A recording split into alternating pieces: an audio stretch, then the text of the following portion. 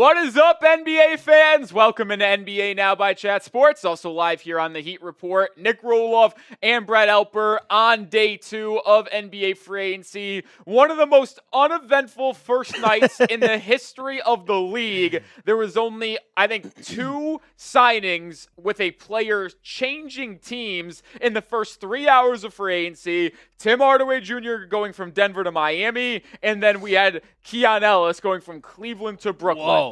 So not the biggest moves. But since we signed off last night, there has been a lot. You saw Dean Wade go to Philadelphia. You saw Houston make a pair of signings. You had John Collins heading to Detroit. Norman Powell to Chicago. The Lakers did their entire offseason in the span of 30 minutes. 30 minutes. So we're going to recap everything that has happened since we signed off last night around 9 Eastern time. Talk about LeBron James and more. We appreciate everybody hanging on here on the Heat channel as well as our NBA channel. We are presented by Prize Picks today, but go down and get the comment section rolling. Shout out your city for me down in the comment section. It was a uneventful first day. Rolly, after you left, me and Harry were sitting here like, can we get a signing? It got to the point where we were talking about non-basketball things. We had the France game on, talking about the World Cup.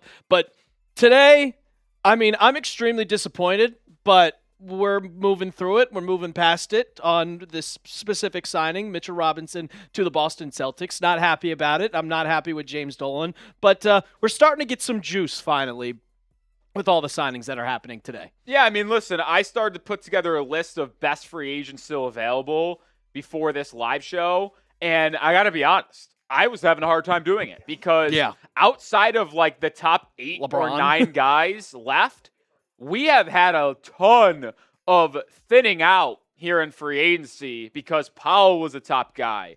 Kessler was a top guy. Sexton, top guy. Grimes, top guy. Mamu, top guy.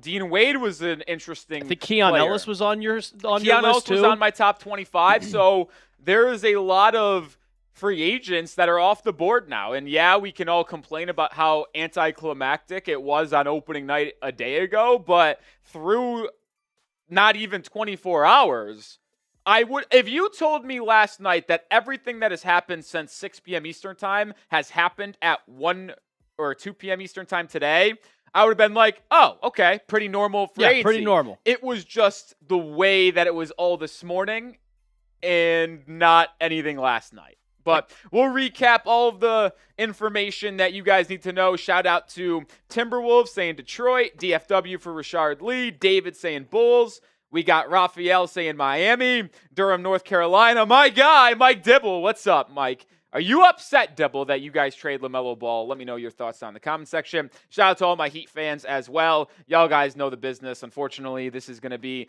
a generic stream and not just focused on the Miami Heat. You guys made your signing yesterday. Yeah, we got more to do. But you saw some of the moves. We've been cycling them on screen. Let's talk about the fireworks that began this morning because I believe the first sign this morning was Marcus Smart. Well, can we go back actually, Jack? And now, yes, that was we can really get into the information because sure, Marcus Smart, Bogdan Bogdanovic is cool to Houston, but this is where it starts here.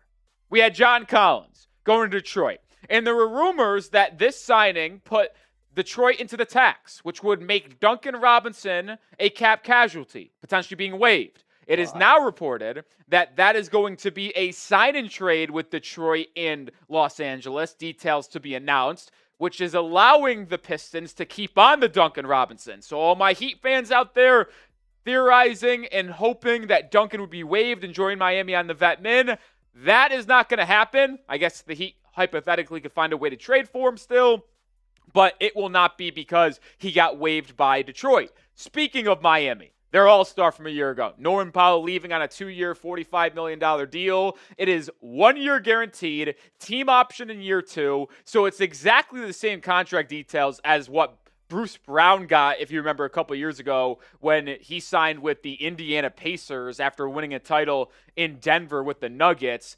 I'm not heartbroken over it as a Miami Heat fan. I'll tell you what, Elper. NBA media would like you to believe that this is a massive loss for the Heat. Like Kevin O'Connor, everybody's like, oh, brutal loss for Miami. Oh, man, it's really just going to be the same in Milwaukee. Grass isn't always greener for Giannis. Brother, we didn't want to bring back Norman Powell. Like, is he a decent fit? Sure, but he is a selfish basketball player who doesn't defend and also misses wide open players. Like, he's shot chucking rather than making the extra pass. So I ain't mad at him leaving no matter what. I saw a bunch of people talking on NBA Twitter like, oh, Norman Powell's gone. The Miami Heat now have no one. It is just Giannis and Bam Adebayo. And with a loaded Eastern Conference, they are going to be in purgatory and not win a single thing. That's what I've been seeing. But I mean, I don't mind losing Norman Powell. I mean, for the Heat, that's completely fine. You guys got Tim Hardaway Jr., which I think is a very solid 3-and-D player. And for Powell, I mean, you kind of talked about it. It was just kind of empty stats out there. Yeah, I'm not really sold on Norman Powell, so I'm not mad at him ultimately leaving. We're going to get to more moves here in just 1 second, but today's stream is brought to you by Prize Picks. Download the app today. Use code HMA to get $50 in lineups when you play your first $5 lineup. Listen, there's World Cup action every single day, and you can get in on the fun, make some cash while watching one of the biggest sporting events in the world. There is a max discount on Prize Picks today. More on Christian Pulisic. Half of passes attempted.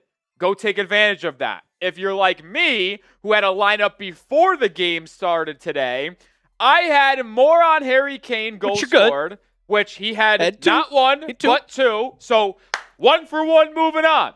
And I wish I knew there was a max discount coming. I put this in yesterday. More on Christian Pulisic, goal and assist, half. He's been unbelievable. I think he makes something happen for USA tonight in some fashion. That's one example of how you can play Prize Picks. Join us right now. Download the app. Use code HMA to get $50 in lineups when you play your first $5 lineup. That is code HMA to get $50 in lineups when you play your first $5 lineup. Appreciate Prize Picks for sponsoring today's stream. Links in the live chat and description of each live show we're on. The next signing, which I was okay with to start the morning, and now I'm not okay with it. Ariel Hukporti, the second-year guy from Germany, played with the Knicks last season. He signs a 1-year, $3.4 million deal with the 76ers, which kind of made sense. He wanted to kind of get paid a little more. He was only making, I think, $1.5 million with the Knicks. But for the Knicks to not go out and sign him, they're now left without a backup center. Yeah, I mean, obviously we'll get to Mitchell Robinson here in a second more in-depthly, but it is interesting to see what the plan is for the Knicks there at the backup center. I always thought it was puzzling. I know our guy here at Knicks Now, Marshall Green, has said the same thing on Twitter and his live shows and videos. I never understood why the Knicks bypassed drafting one of the top centers on the board when they were on we were live here on the channel when it happened. At 24 when they were picking in the draft. Like, I was stunned that they passed up on that, or 25, and they ultimately took Sergio De La Rey and then traded him. Like, I don't know why they didn't take one of the better centers there, and I guess we'll have to see. There's been buzz that Nick Richards is an option where they might go after. I like Nick Richards a lot. He's one of my favorite vet-min targets for the Heat if they go get a backup true center. But if the New York Knicks offer him a little bit more, I don't know what you guys can offer in total, then that takes that away. $10 million away from the second apron. $10 or $11 million away from the second apron. So you got to go very cheap. Oh, so do you guys obviously don't have the non-taxpayer mid-levels, so you guys do you guys have the biannual or no? I'm not 100. I think so, but I'm not 100% sure. If you guys are already in the first apron, I'm not sure you guys actually have be able to use that. So it might just have to be a vet man since it's an exterior free agent. That would be literally Andre Drummond or Nick Richards. Drummond said today that he doesn't want to take a discount. What do you mean discount? You're an aging player. I know he's only, 32 years old at this point. He's still kind of young, but at this point in his career, when you saw with the 76ers last year where he's just going to go out there and give you 5 points and maybe 6 or 7 rebounds. Now a shooter, though. That's a vet. Well, yeah, corner threes out of nowhere. Shout out to Andre Drummond going the Brook Lopez route. I will say, though, here, Alper, as we move on to the next quadrant of signings that has happened this morning, this is a very fascinating one. Is it the most blockbuster? No. But Nikola Vucevic returning back home. Javon Carter re-signs with Orlando. But Mo Wagner leaving Orlando. So in the span of about 10 minutes, Vucevic signs in Orlando to be the new backup center, and Wagner leaves to go to Brooklyn. So Wagner joins Keon Ellis as two guys who have signed with Brooklyn here in free agency on almost the same exact deal. Keon Ellis got 2 for 18. Wagner gets 2 for 19. And then you get Boston adding Mike Conley. And yeah, the Celtics made another move with Mitchell Robinson. We'll talk more about that one here in a second. But Conley, I am really surprised he has still interested around the league. He was a non-factor last year in Minnesota. I totally forgot he was even on the team. To the point where he actually was released in a cap-saving move, only to be brought back on the vet min to be a bench guy. So if you're Boston, are you signing him to basically use him as a vet in the locker room and a borderline guy on the coaching staff like we saw in Miami with Udonis Haslem for years and even Kevin Love at the end there? Or are you signing him to actually get PT? Because if you sign Mike Conley to be actually playing off the bench in your guard rotation, I hate that move a lot. I mean, it really doesn't make any sense to me. Like, did they pick up Delano Banton's option, or is he still a free agent? I think he's gone. If he's gone, so then you have Derek White, you have Peyton Pritchard, and Mike Conley. I mean, you kind of had to find a backup point guard, but then for such a little amount of deal, I don't think he's going to play at all. Yeah. I truly don't think he's going to play. Where are you going to fit him in a sense of, all right, let's have him as the third point guard, but still, even in the rotation, when you have Jaylen Brown, as of now, as your 2 guard, and then you also bring off the bench Baylor Shireman, it kind of just doesn't make any sense for them to go out and sign him. Yeah, I don't think Conley's going to play a lot this year. And then Vucevic, you're replacing, like going to the Magic, replacing Mo Wagner with Vucevic. Vucevic with the Celtics last year was one of the worst centers, and even when he was with Chicago, one of the worst centers that I have ever seen on the court at once. He was an absolute traffic cone. I mean, I'm not going to act like Anthony Simons did anything down the stretch anyway for Chicago, and he really actually didn't play at all.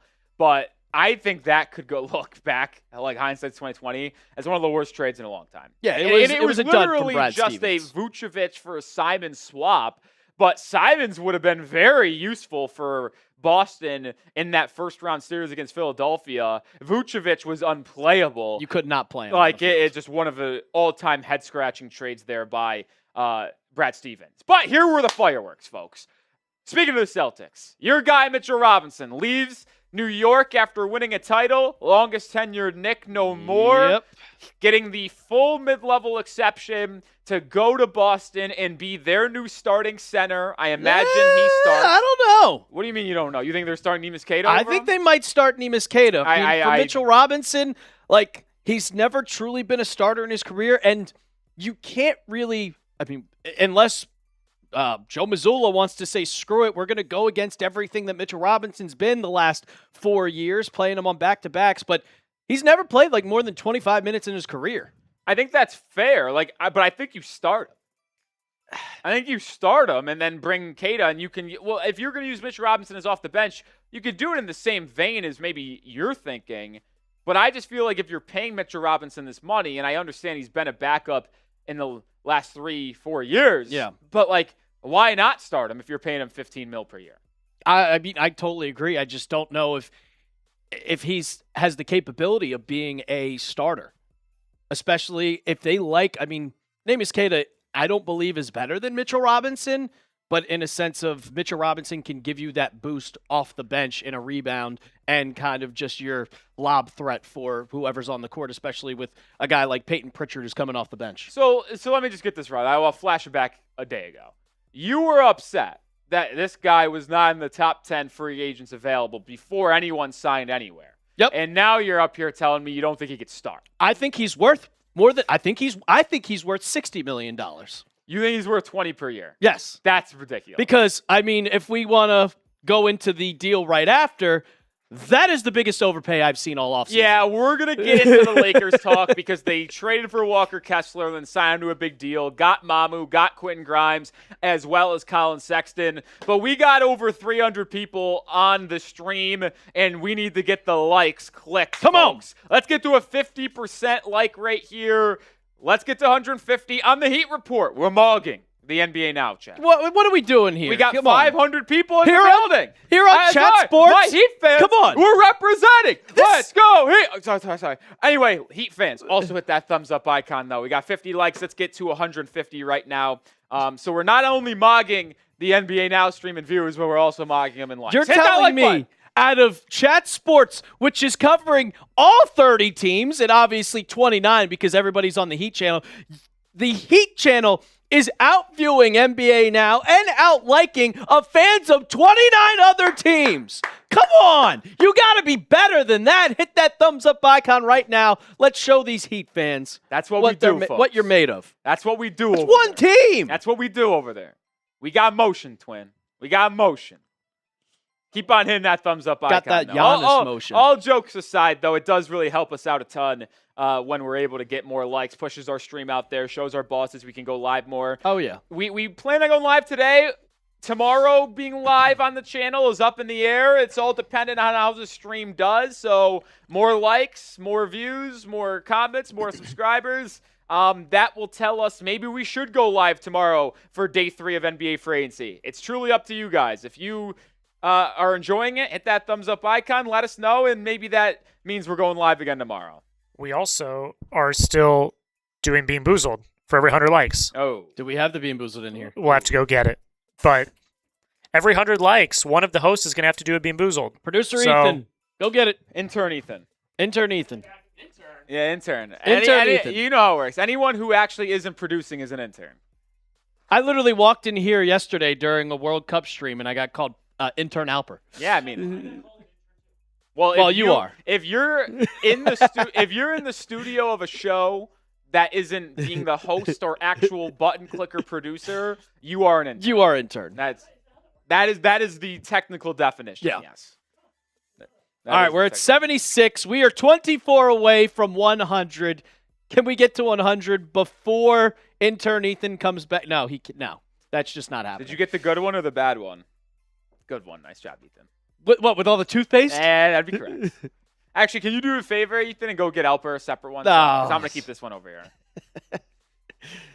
18 likes away. Gary Shelton, you guys are great. Give real info, no fluff. Thanks for the great show. Appreciate you, Gary. All right, yeah, keep on hitting that like button. Let's get over to 100 likes on NBA Now. We're at 83. Shout out to my Heat, guys. 126. You guys are awesome. Shout out to the All right, NBA let's get Now back, fans. though, to talking some real hoops because the Lakers, they did a lot. They traded two unprotected first-round picks and 2 pick swaps to the Jazz to get Walker Kessler on a 4-year, $130 million deal. That comes out to $32.5 million per season for Kessler. Then they back that up by signing Sandru Mamu. I just call him Mamu because I'm not even going to try to pronounce his last name, on a full mid-level deal, which I actually like. Me and Alper were talking about it before we went live.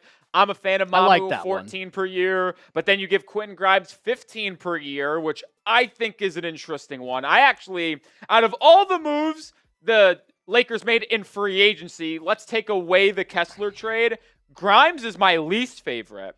I think he's a very good player, but 15 per season I think is a bit egregious because I do like the Colin Sexton deal. This is a player that can put the ball in the deck. He shoots 40% from 3. He's a competitor. He has a high motor. He works hard. He is someone that will come off that bench for LA, backing up Reeves and Luka, and be a nice change of pace for that team. And I like him on, not 2 for 19, so 9.5 per season. I think that's a good deal for Colin Sexton. So out of the moves that the Lakers made here, Mamu's a good one. I like Sexton. Grimes is questionable, but let's focus in now on the Walker Kessler because that's going to be the headliner. We had Kessler as our 3rd best free agent available. He was a restricted free agent. They bypassed signing an offer sheet and just straight up say, let's just trade and extend him per se, or it's a sign and trade, however you want to say it. The Jazz, who weren't willing to go to the $30 million per year threshold, Alper, which we talked about yesterday. we knew that. Yep. So they don't lose him for anything, though. They get 2 get unprotected 2 first and first-round 2 picks. swaps out of it. This is an absolute fleece from the Utah Jazz. And look, we talked about a little bit earlier, I think it was yesterday, where Walker Kessler, the Lakers needed to get a center. But for Walker Kessler, for him only in his Last year, he played, 6 games?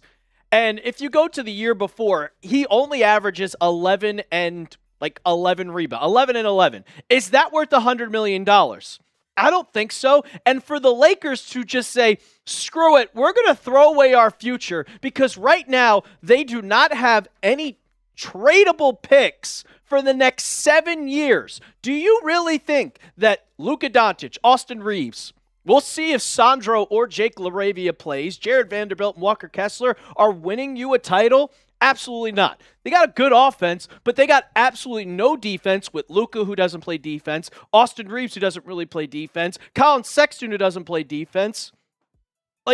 I don't like what the Lakers are doing at all, and I think this is going to absolutely backfire on them. I think it is going to, by far, backfire on this team because they really don't have, but besides Walker Kessler, you're going to rely on DeAndre Ayton as your front court.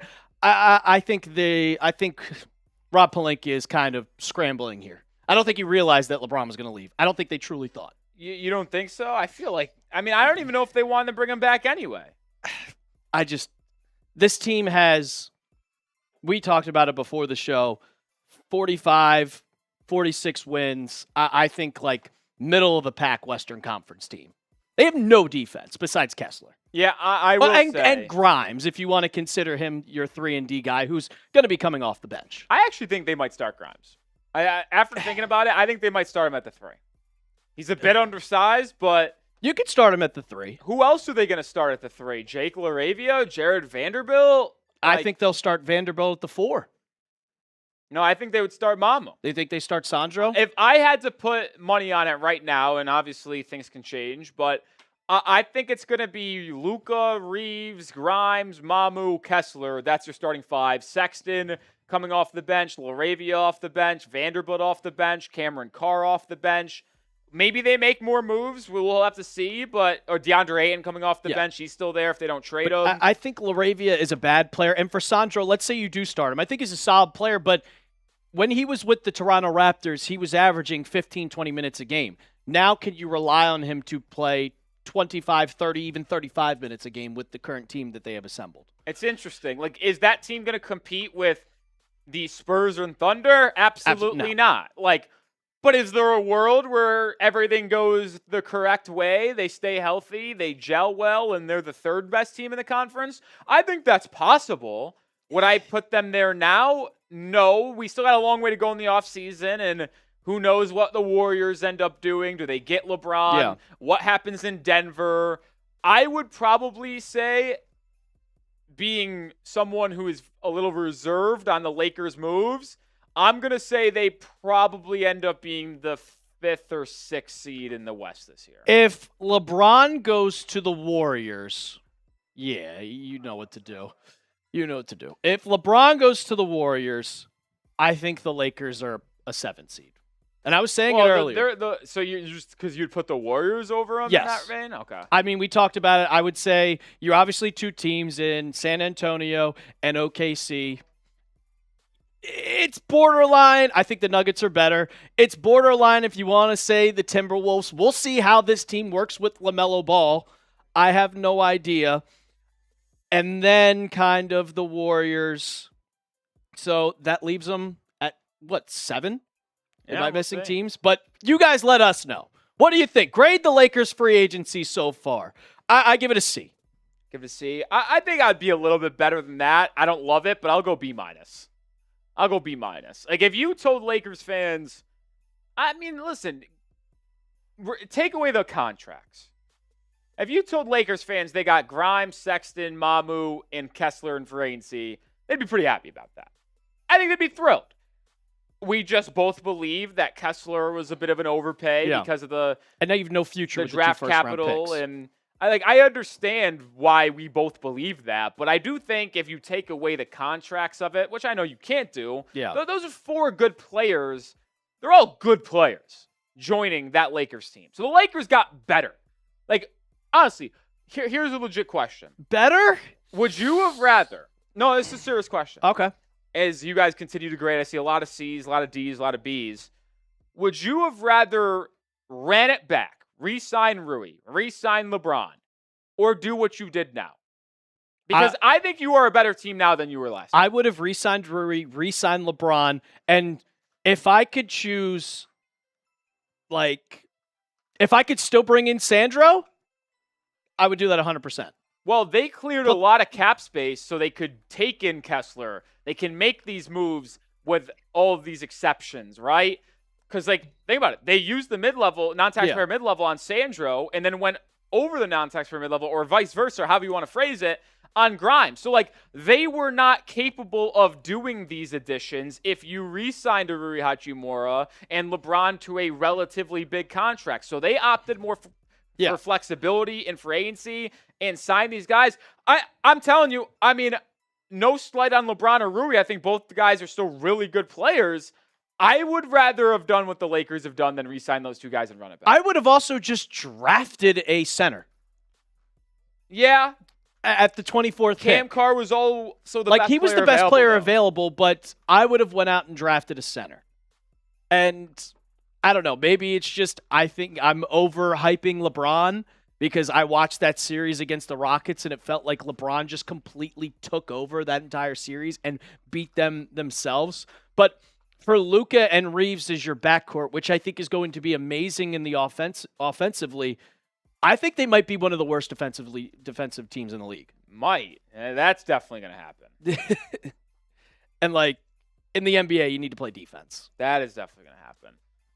All right, Super Chat menu on today's show. We have not got a Super Chat on any stream so far. Every 100 likes is a Bean Boozled.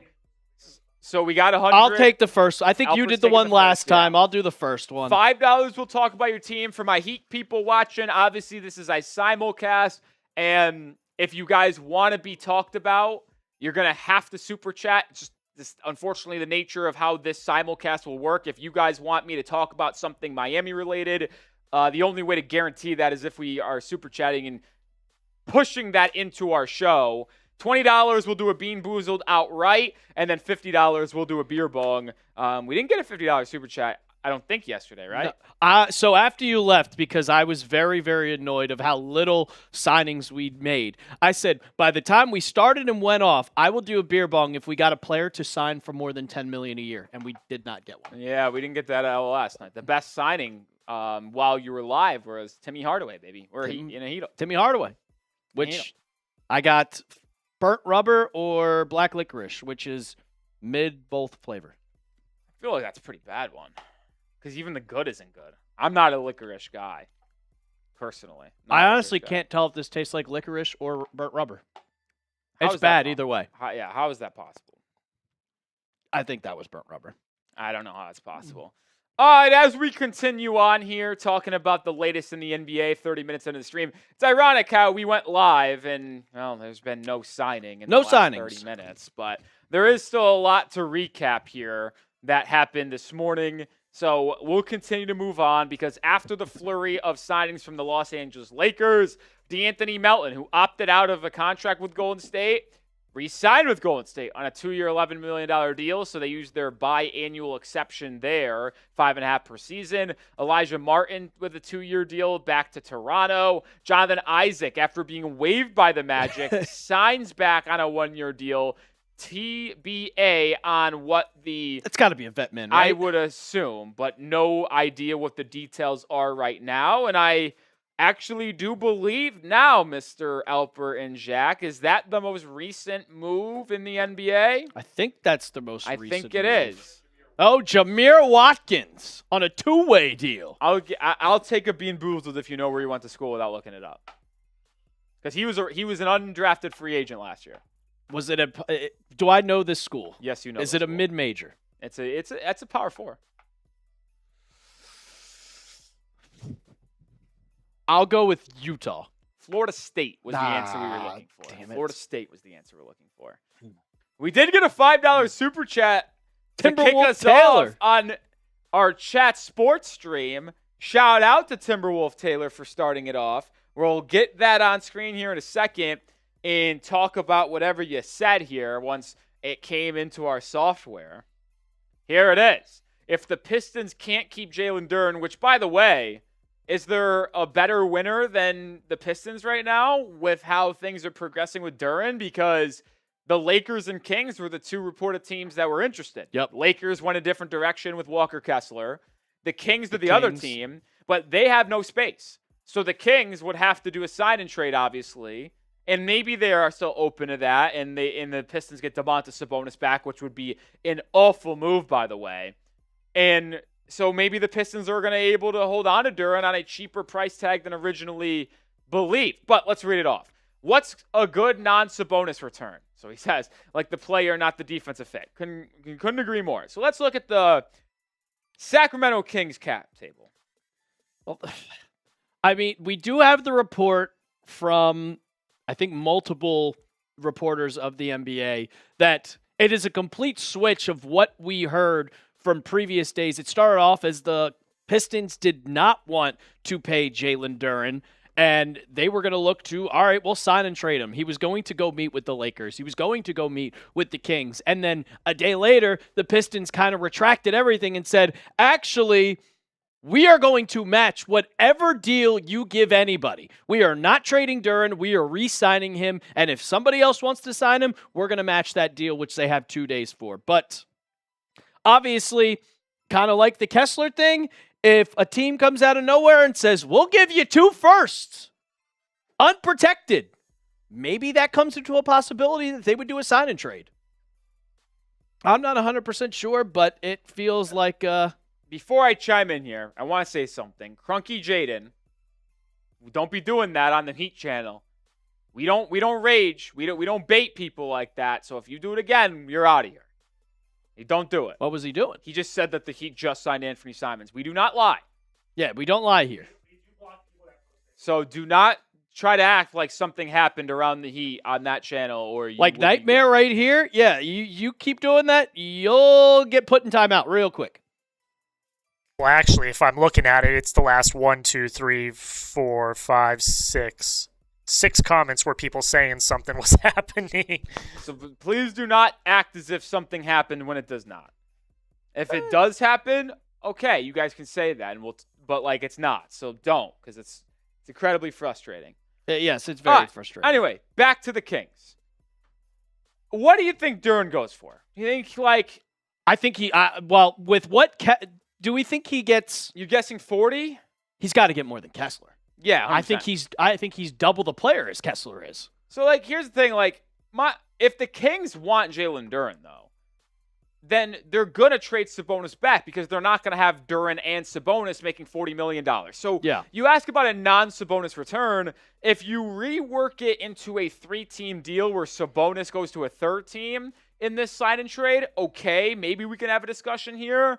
But I don't anticipate that being. So I think Sabonis would be heading back to Detroit if that ended up happening in a sign and trade to Sacramento. But if you're able to work in somehow a 3rd team, Sabonis makes $45 million, Duran probably gets 40 or 45, and you just replace that contract in Sacramento with Jaylen Duran's. And if you want something valuable heading back to Detroit, could I interest you in DeAndre Hunter? And I know they trade Keon Ellis for him, so maybe they would want to get rid of him. Or wouldn't want to get rid of him, but he makes $24.9 million. Would you rather have him or DeMar DeRozan? Because I doubt you guys would want Zach LaVine at 50 or 48.9 million. They should not want Zach LaVine at all. But that also would be an expiring because this was a player option he opted into. There's buzz around the league that he can get waived and stretched. Yeah, and then he's a Heat, according to you? Correct. If LaVine ends up going on the free agents market after being waived and stretched, he's signing with Miami instantly. That would be crazy. We'll get to more of free agency, kind of recapping everything that's going on in just a second, ladies and gentlemen. But we got to tell you about our sponsor of today's show, and that is Prize Picks. It's the best place to win cash while watching sports. Look, I was doing a lineup literally earlier today in the soccer game.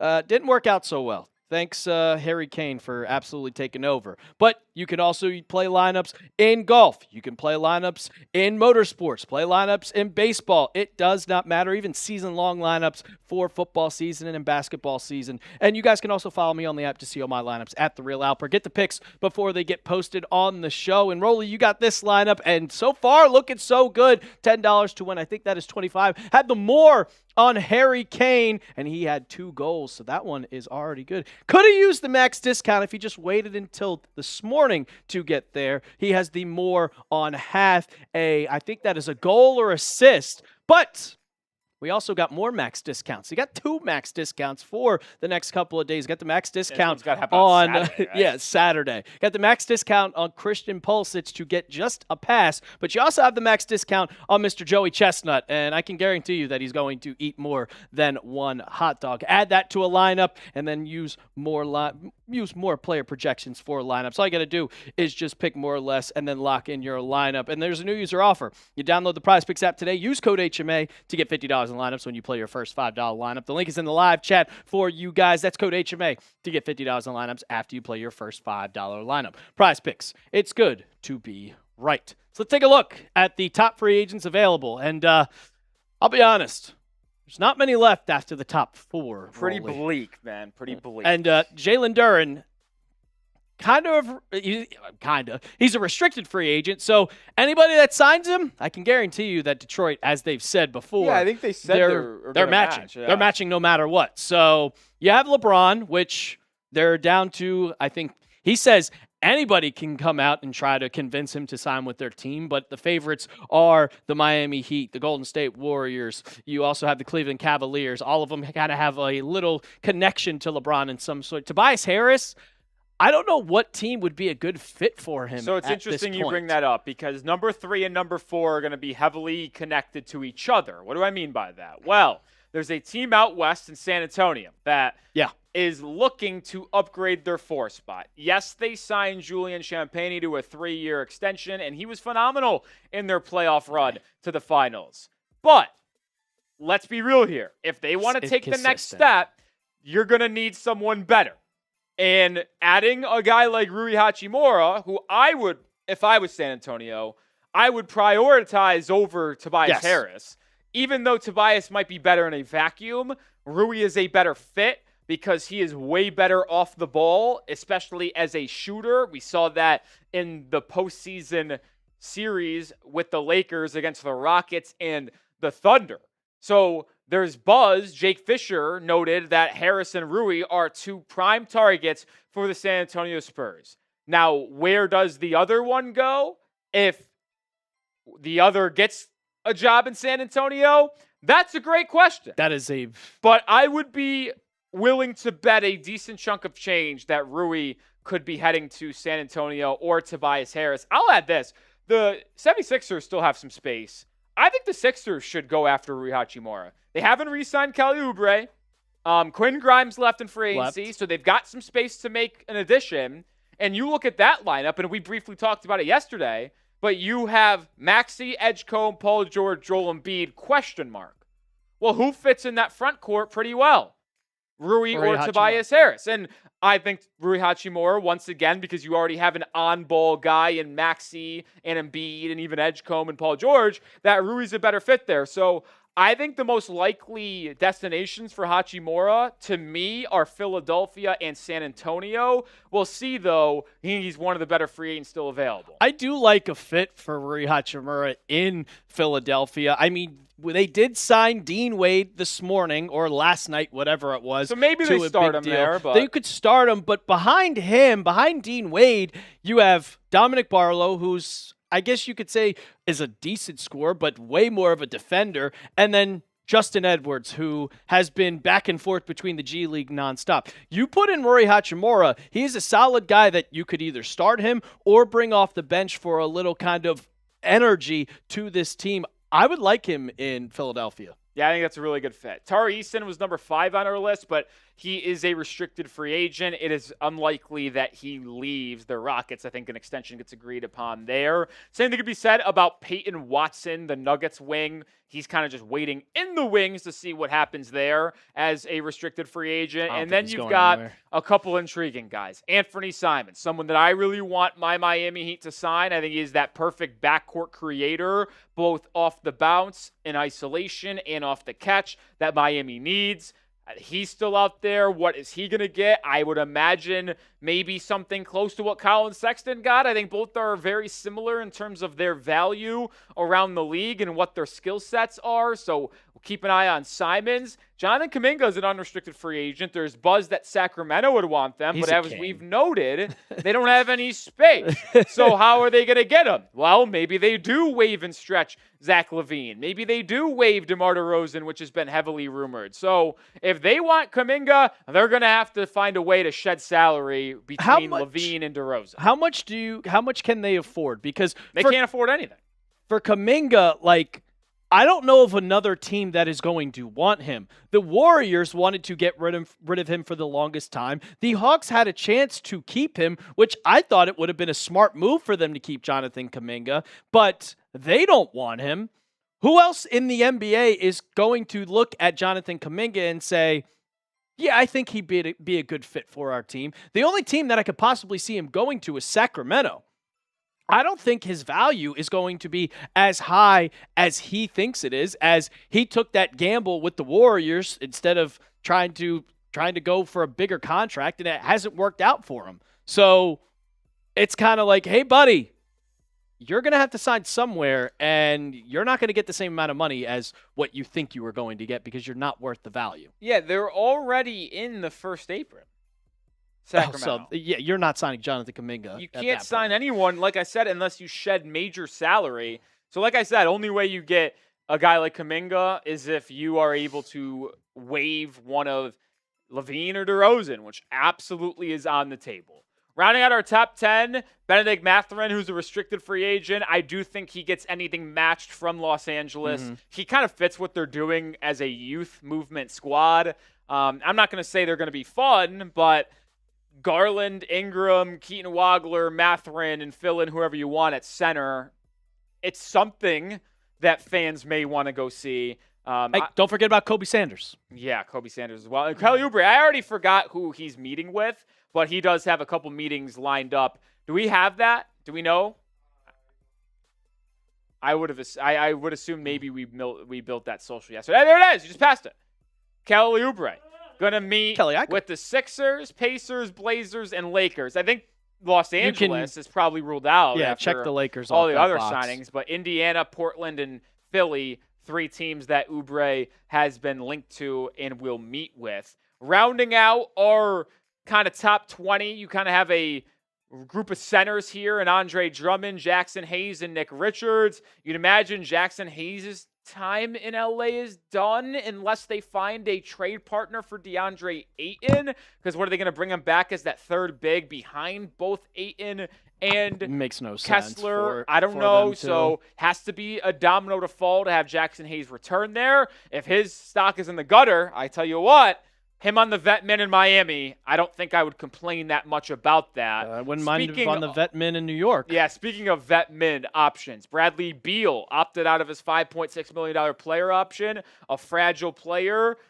Can he stay on the court? No, not really, but hey, there's obviously a lot of intrigue there on if he could rehab his stock. Nick Batum available as well. Who's the more intriguing guy to your opinion, Elper? Are these 5?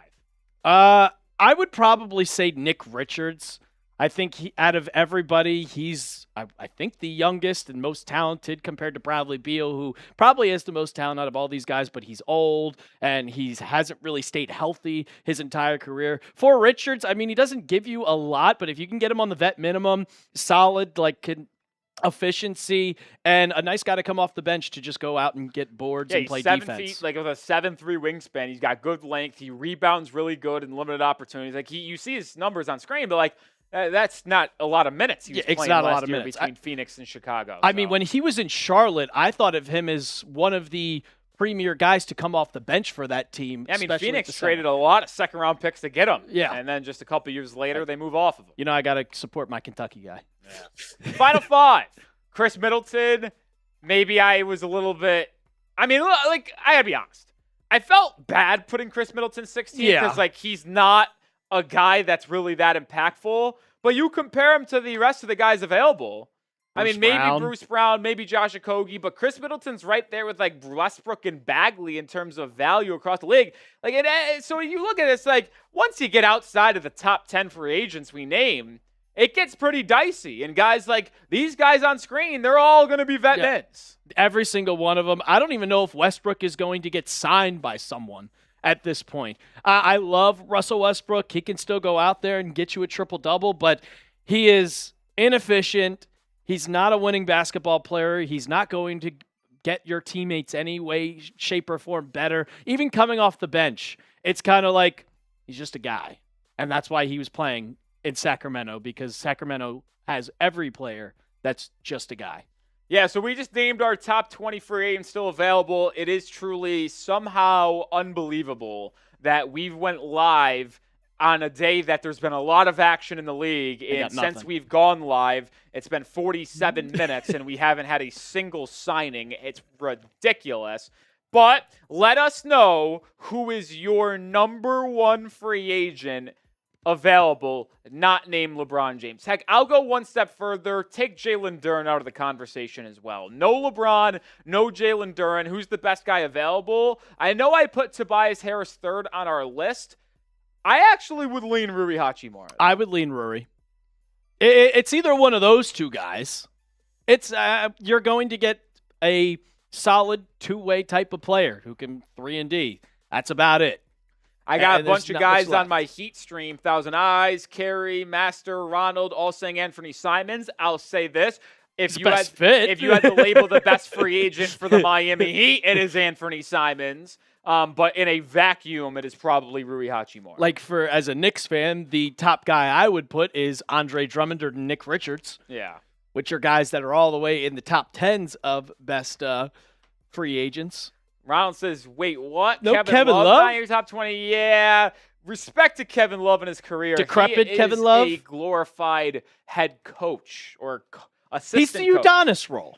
Yeah, he went full Udonis Haslem on us. He went full Udonis Haslem on us. Did he even play at all in Utah last year? Maybe like 2 games. I gotta check this. Kevin Love. Yeah, he played some games last year. He played in 37. That is surprising. 37, 6.7 points per game, 6 rebounds, 40% shooting, 37 from 3.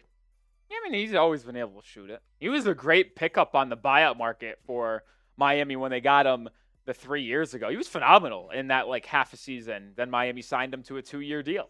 And the rest is history. All right, we got a super chat, Mr. Jack Latteray. My guy Wasim Khan. Yes, we came do. In and sent in a $5 super chat. So let's react to what Mr. Wasim had to say. Sup, guys? Happy 4th of July weekend. LeBron lands in Miami. Ooh, you think so?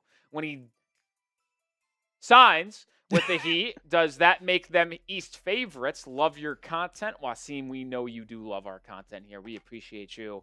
Would it make them the favorites in the Eastern Conference? I say no. I'm going to say no. Would they be the second favorites? I say yes. A hard time for me to believe that no matter what Miami were to do this offseason, they would unseat New York as the favorites in the Eastern Conference because they did just win the NBA Finals. They're not the favorites, though, by the way. Is it Boston? It's Boston. Then never mind. Yes, we would be the favorites. I could tell you them right now. Boston is number 1 at plus 260. The Knicks are second at plus 320. And the Raptors are third at plus 800. And then it's your Miami Don't get Heat. me on a tangent with the Raptors. And then it's your Miami Heat at plus 900. I think if they had LeBron, we'd become the favorites. On the books. Should they be? No. I think it would go still New York, Miami, Boston, and then whoever you want to say it. I think the books would make us the favorite, though. I think the books has some fascination with Boston that no matter what happens, Boston is going to stay at that number 1 spot. I would disagree. I think they have a massive bias. I think right now Jaylen Brown's still on the team. if they got LeBron, the books are going to capitalize on that, make them the favorites, and then cash in when they ultimately don't win the Eastern It's Conference. just I saw it last year where they were the favorites the second Jason Tatum came back. Well, to be coming fair, off that an was Achilles. rightfly so. I didn't think they were even. They're the second best team in the conference in the regular season without Jason Tatum. You bring them back, obviously they're going to be the favorites. They've been the favorites for the last 5-6 Listen, years. you're letting your Knicks bias show here. I'm a big as a Celtics hater as there is, as a Heat guy, but we just got to put the bias aside here. That was the right decision by the books to have them be the favorites. Well, we got a signing. Thank God. Kelly Oubre, 2 years, $17 million to the Indiana Pacers. Wow. Oh, my. More importantly, folks, maybe not importantly, but we just got a massive super chat on the Heat channel. Yes. Oh, my. So is that 2 beer bongs? You don't have to do one. I will be doing one, though. Really, I haven't seen this. I don't know why my freaking tweet deck isn't updated. That's annoying, but hopefully it starts. Get away from the Boston bias from me. Yeah. All right, there we go. Yeah, wow. Kelly Oubre Jr., a 2-year, $17 million deal to the Indiana Pacers. We're going to break that down here in 1 second. But, my guy Charmander with a bang over on the Heat Report. My guy, just saying hi. What's Just up, Charmander? One of the more out-of-nowhere legends. This was a guy that was sending me super thanks during the Giannis saga, asking me about daily updates on the percent chance Miami gets him. We know how big he came in during the first night of the NBA draft, and now he comes in with a big-time super chat here on day 2 of NBA free agency. Charmander, you are an absolute legend. I am going to go grab a beer bong. So if you actually want to go full screen Alper and let him just briefly talk about Kelly Oubre while I grab that in return, that would be appreciated. But Alper, going to break down the most recent signing here in the NBA. We finally got one after being live for 52 minutes. Kelly Oubre Jr. heading to Indiana. Heat fans, I'll be right back. 2 years, $17 million to the Indiana Pacers for Kelly Oubre Jr. And look, he has been a solid player for the Philadelphia 76ers for the last 2 years, averaging 14 points per game last season, 5 rebounds, a little bit efficient shooter. There were multiple times where he would come off the bench for the 76ers and just provide an absolute spark to that team. There would be times where you would see, and I don't know, where he would score 10 straight points. He did it against the Knicks in the semifinals, where granted, they did get swept, but he did take over some games, and he could also provide you some defense, provide you some kind of starting role for the Pacers. Right now, I got to look at the Pacers roster because I just know that Halliburton's coming back, and they still have Naismith, don't they? I think that's about it who they have. But I don't mind this. Not a lot of money for Kelly Oubre, only $8.5 million a year. Let's look at the Pacers roster as they have Halliburton. They did get Zubats. They have Andrew Nembhard, Aaron Naismith. I would definitely say that he is going to be probably their 6th man coming off the bench with TJ McConnell. I like this signing for the Indiana Pacers, even though I can't stand them. So I'll see what happens. We got another super chat from Wasim, and it's not even basketball related. I told you my thoughts on Oubre. I like the signing. I mean, I think he's probably going to be their 6th man. 2 years, $17 million. Right now, they really don't have much bench outside of Obi Toppin and Jarris Walker. It's kind of just they needed to get some depth on the team, and Kelly Oubre provides depth from their starting 5. Like I said, they're getting Halliburton back. They're getting Zubats. They have TJ McConnell, but that's about it. What do you think of it? What do you think of it, Rolly? Oubre. It's a depth piece for Indiana. Yeah, I like it. I mean, I think Oubre is a very solid basketball player. I mean, I do. I think he's going to be he's a spark. Someone who comes off the bench, gives them some solid minutes. He fits kind of what they're looking for as fully guaranteed. Guaranteed. Where he fits kind of what they need off the bench, right? After trying to rebound after a really disappointing season a year ago, where They finished in the top 4 of worst records and then lost their pick because they traded for Zubac. I mean, Indiana's going to be a team to be reckoned with, folks. I mean, they got Halliburton, obviously. They still got Andrew Nembhard, Siakam, Zubac. Aaron Nesmith, Zubac. Now you add Oubre to that bench. So that team's going to be competitive in the Eastern Conference. That is for sure. This is exactly the type of player that the Pacers needed. 100%. All right, Charmander, I already grabbed my watermelon Happy Dad, and I already poured it up here. So it's time to do a beer bong for my guy. I also got 2 more super chats coming in on the Heat Report, which we'll get to here in just 1 second. Things get a little wet and wild here on a Wednesday. Wet and wild on a Wednesday. Shout out to y'all for tuning in and hanging out with us here on day 2 of NBA Free Agency. All right, Wasim, what does Team USA do tonight? Win or lose? I think we lose. Yeah. Bosnia and Herzegovina?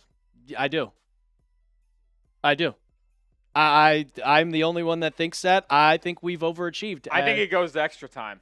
I think we lose. I have placed a prediction on this to be tied after 90 minutes. I've placed it on Bosnia. A lot of money. You can crucify me all you want. Of course. I told everybody out there. Yeah, I was the only one to say I think Bosnia wins. Bosnia's scrappy. They're scrappy. And look, there were rumors because, well, we have no idea what the Team USA would have done. There were rumors that if this wasn't in America, we might not have made the tournament because of how bad we were. We are overachieving so much. I think they're going to get shocked. I don't think that's true. All right, my guy Charmander coming with a $20 super chat. Which is a Bean Boozled one, but this is a question for you, Alper. Oh, there it goes. We'll get to Jay's $5 super chat in a second. Which team do I like the most of all time? He's warning you. Choose wisely. What do you mean choose wisely? It's the team that just won the NBA Finals. I don't know if he's asking what's your favorite team of all time, though. My favorite team of all time, like any sport? I don't know. Maybe he's asking basketball. Charmander, if you're in the live chat, you don't need the super chat. It's the follow-up. Do you mean in basketball, or do you mean like all time across all sports in a year? Like what are you asking for? I mean, my favorite basketball team of all time is obviously the 25-26 Knicks, but my favorite team of all time is the 2014 Patriots. That is my favorite team by far. I think it was a perfectly built team. And, oh, man, 10 years ago now? No, that's even longer. 11 years ago now, they won the Super Bowl. It was Malcolm Butler interception. It's my favorite team of all time. No. Seahawks, 10-year drought, won the Super Bowl. Unbelievable. Appreciate you, Charmander. Jay Townsend with a 5. By the way, that's $20. I'm no joke. I really looked down. It's 50%. I don't know what to tell you. More toothpaste for this man. 50% of the beans are blue, though. What do you want me to do? It's statistically going to be a blue Now, guy. what do you think? Do you think you're finally going to get Very Berry, or is it going to be toothpaste? I think it's going to be toothpaste. I don't think Berry Blue exists. It doesn't exist. It's toothpaste again. Yeah. Joe Townsend, $5 super chat. Appreciate you. Jay Townsend? My guy Jay. That's J-A-E? What'd you say? I said Joe. I thought that was an O. That's insulting. You be quiet. My now. bad, Jay. I can't answer. read. My eyesight is terrible, but appreciate your 5. Why do you suppose that Simons hasn't signed with anyone yet? Lakers signed Sexton, Grimes. I'm still hoping for Duncan. Well, Jay, unfortunately, it was reported today by Chris Haynes and Brett Siegel that the Pistons are no longer going to, because before that moves off screen, that's going to be a sign-and trade rather than an actual signing, and which means they don't have to waive him to make room for him. So unless the Heat trade for Duncan, I don't think that's going to happen. And when you're asking about why do you think Simons hasn't signed yet, I just don't know if the market for him is as robust as he would have liked. I think Simons is a really good basketball player, but his role in the NBA is also borderline pretty niche, right? He is a guy that is, I would argue, he's more athletic, but he's like Tyler Hero, but like smaller, worse, right? And, Can you be worse than Tyler Hero at defense? Well, I'm not talking just defense. I'm just talking overall as a player. Okay, because I think Simons is a spark plug. Like, he could take over at any point. He can make 7 threes in a span of 20 minutes, but then defensively, he's a traffic cone. Right. So it's like the question is, what are teams willing to offer a guard who is a volume scorer? He is efficient, but he's more of a volume guy and doesn't really defend that well.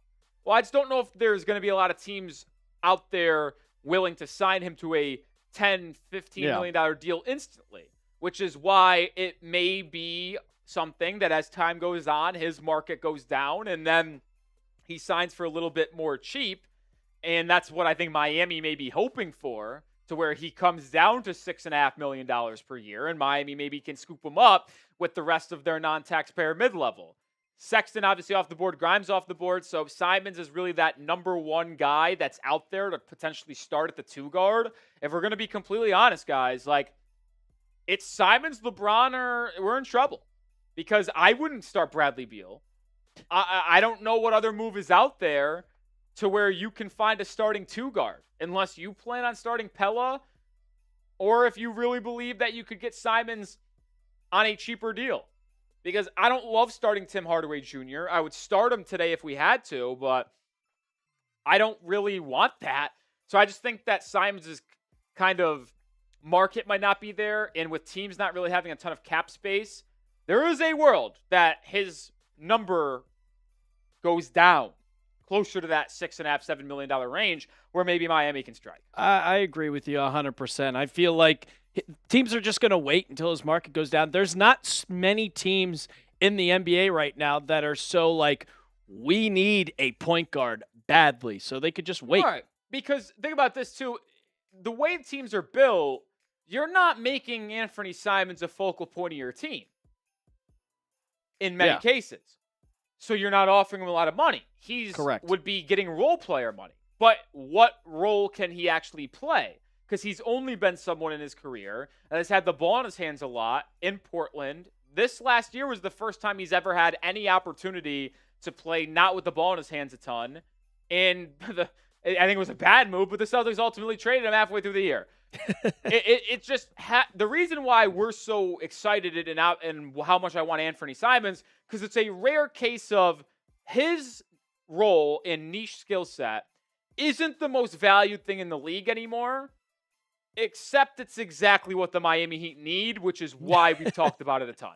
We'll find out what happens. I would laugh if he signed right this second. We still got a super chat menu going on. We are 41 likes away from, since Rolly, you had the last Bean Boozled, I'll get the Bean Boozled out. $5, we do talk about your team, so if anybody sends in a $5 super chat, we will go over your team. $20, we do a Bean Boozled, and then a $50, shout out to Charmander, sending in the 100 on the Heat Report channel.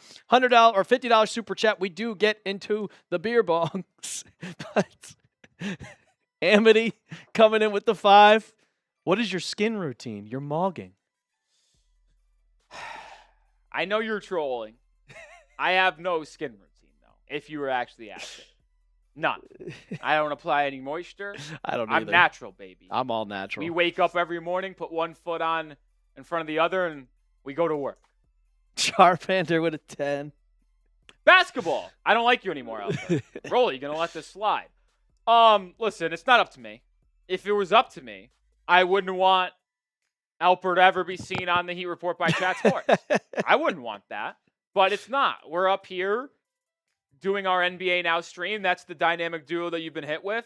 And my thing to my Heat fans out there, I know we probably don't want this guy on our streams, but would you rather have no stream or have a stream? That's my question to you. Or would you rather have Smitty, the Celtics fan? We've had Smitty on there. Oh, jeez. And I got Smitty in a Heat uniform. Oh, yeah, that's my your Instagram, profile picture. My Twitter profile picture. It's me and Smitty both wearing, I'm wearing my Heat sweatshirt. I got him to wear a pink Tyler Hero jersey after we beat the Bulls in the play-in in 2023. We got 24. We got him on Knicks Now to wear a Knicks jersey. He could be bought. Oh yeah, we had him wear a number 8 J.R. Smith jersey from 2013. All right, at least that's a fire jersey. So yeah, it had Smith on the front. What are we that's doing?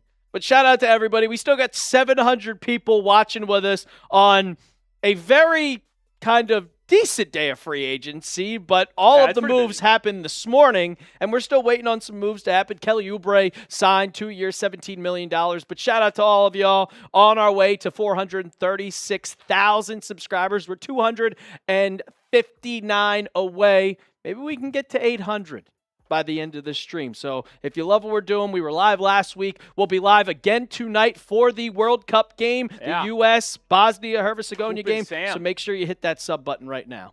Coop and Sam breaking things down. Going to be a lot of fun. Before we get into this guy Major, he sent a $20 super chat yesterday for me to sing. I forget what it's called. God Bless America. Thank you, Ethan. He wants the Star Spangled Banner. I think we should toss to Alper. No more singing from me. Alper, for what level super chat would you sing the Star Spangled Banner? I would do 100. 100. Wow. Major's not. No, Major ain't going there. Major ain't going there. I don't like. I would mess up. I have to think in my head like. You can look up the lyrics. Oh, okay. I thought you were gonna make me do it from the top of my head. No, the Keep fans don't want to see me sing again. They don't. One guy actually said, so I said $20 super chat, I'll sing it. A 20 came in, and then I started doing it, I messed up, so I restarted, and then someone sent a $20 super chat and said, this is for you not to sing the Star Spangled Banner. I mean, I'll sing anything. When I usually go out on a Thursday, that's when most karaoke's happen, and we get Apple karaoke sometimes at the bar. Swear to God. I've sang everything at the bar. I've sang Call Me Maybe. I've sang everything. We're still on LeBron watch. If you guys missed yesterday, LeBron announced that he will not be returning to the Lakers after spending the last 8 seasons with him since the 2018-19 season, and he's going to play somewhere else. Well, we don't know where he's going to play, but according to Dave McMenamin of ESPN, he told Rich Paul to go do his job. Go out and find teams that want me to play for them, and we'll talk to them. And then we found some teams that could possibly be interested. We know Cleveland. We know Miami. We know Golden State because of all the ties with Cleveland, going back to Miami, and his interest in playing with Steph Curry in Golden State. But one sleeper team is the Minnesota Timberwolves. They're showing interest, according to Sam Amick, and we see the Timberwolves are known to have interest if he felt like shocking the basketball world with that sort of move. I don't know how I'd feel with LeBron on the Timberwolves, but they also have a report that's saying from Chris Haynes that LeBron will be patient and open-minded in selecting his next destination, but the priority is having a realistic chance of competing for a championship. I think there was also another report that said he does not care about money. It's Correct. Just happiness. So the way that it has been presented to the media is that he is willing to take any level of contract if the reasoning and pitch from that front office is deemed worthy.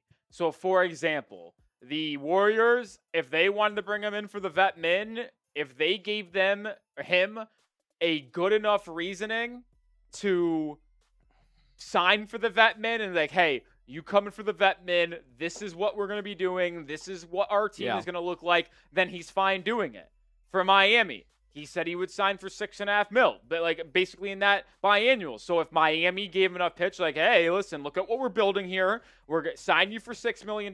We still got one more spot to use on our roster, and maybe we make a trade here or there. So like, it's just all about the pitch. But like, if these teams give LeBron a good reason to take $4 million or $2.5 million, then he will. And I understand why. Like, I've said this for a long time. He's 42 years old. He's the second or greatest player in the history of the sport. He's a billionaire. If this is his final year in the league, why do you care about how much money you make? You should only care about winning another title and being in the best possible spot for yourself. And he is basically taking my exact thought process before all of this came out and applying it to himself. So really, any landing spot is up in the air. I still would put money on Golden State. If I had to rank the hierarchy of potential landing spots, I would go Golden State 1, Miami 2, Cleveland 3. And I really don't think there is a fourth, but if you had to, there's been rumors about either Minnesota or Denver maybe being that team. Harry yesterday kept trying to build in the narrative of San Antonio. He wouldn't go there. Instead of going for Rui, they go after LeBron, and I just don't think that they'd want him. Yeah. For me, I would agree with you. I would put Golden State at the top. It just seems like it would be the perfect fit for LeBron. I mean, granted, LeBron wants to go out and win a title, but for him to go to Golden State, he stays on the West Coast where his family's at. He gets to stay in California. And I think he has become fascinated with the option since playing that Olympics back in 2024.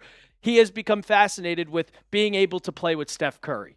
So I think that he sees that opportunity to have a little bit of fun while also, granted, I don't think that they would be a championship contending team in Golden State with how old they are. I don't think they're going to be able to keep up with the San Antonio Spurs or the Oklahoma City Thunder, but it would be really, really cool to see LeBron and Steph play for 1 year because I think this is his final year. Let us know where you think he's going. I see a lot of people saying, I see someone saying the Knicks. I mean, that's not happening. I doubt it, but I guess you could never say never. Even as someone obviously who's a Heat guy and I run the Heat's channel and maybe he does become the best option if you can't get Anthony Simons to add your kind of rotation as that creator and playmaker from the backcourt point of view. I do wonder if he's the best fit there. And I think just from an unbiased NBA fan, if you take away your fan base and just say, all right, from a league storyline basis, where would it be cool to see him go? Sure, there are a lot of cool storylines of returning to Miami or Cleveland because each team in their own right can contend in their conference. There isn't a better storyline out there than him and Steph teaming up for one last run as Curry's nearing the end of his career. So as a fan of the league, I hope he goes to Golden State. I do think, though, Miami would be better off getting him, even though I still prefer Anthony Simons. If I had to choose one of the two for $6 million on 1 year, I would choose Simons. I really would. Not that he's a better player. I think he's just a better fit. Yeah, I mean, I see Carl Knight in the chat saying Bron to the Knicks. It just, with the way the Knicks are assembled, it doesn't feel like he would be a solid fit for that team. I think you can't take the ball out of Brunson's hands, which if LeBron is going to go to whatever team, I think he becomes that point guard. I would not want him to become the point guard of the New York Knicks. I don't know. We saw him play a lot more off the ball with the ball out of his hands this year during the regular season with Reeves and with Luka Doncic. Obviously in the playoffs, no Luka, so he went back into that on-the-ball dominant type of guy. But, man, I think it's interesting to see where he goes. But any location he goes to, the only true ball in your hand spot would be Miami because he would borderline play point guard and facilitate. I think he'd play point guard with the Warriors. I think Steph would become more of a two. I know Steph plays off the ball, but I mean both guys would kind of do the same. Before we do this, Jack, can we get the super chat from Heat on screen because it's another banger? Yep. Oh! Charmander! Bang! Another super chat from my guy. You said you are down to do karaoke for 100. Am I allowed to do Barbie Girl? Oh, yeah, you're not – what do you mean? You just got to pull up the lyrics and let it ride.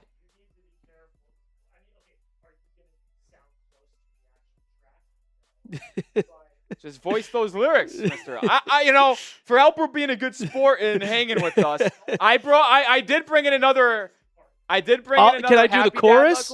You can do – I think a chorus works, right? Are we doing the Star Spangled Banner or Barbie Girl? No, he wants Barbie Girl. He's got to tease you for you being a Knicks fan. Hold on, let me look at the lyrics here and see. Hi, Barbie. Hi, Ken. No, you're not doing that. I think it's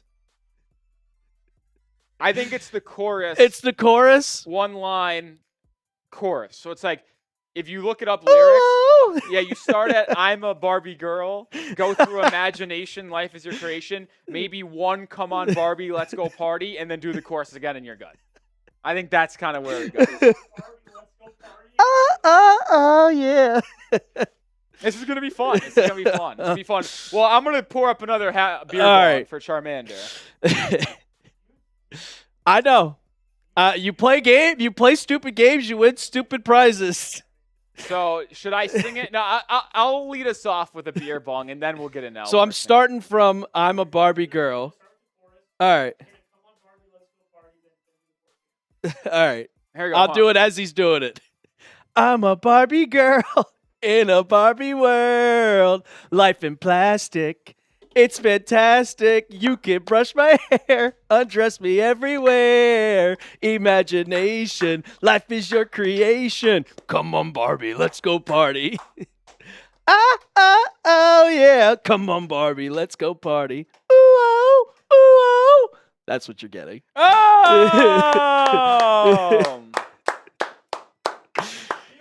That was pretty good. That was pretty good. You know, I give him credit. He was better than I was yesterday trying to sing.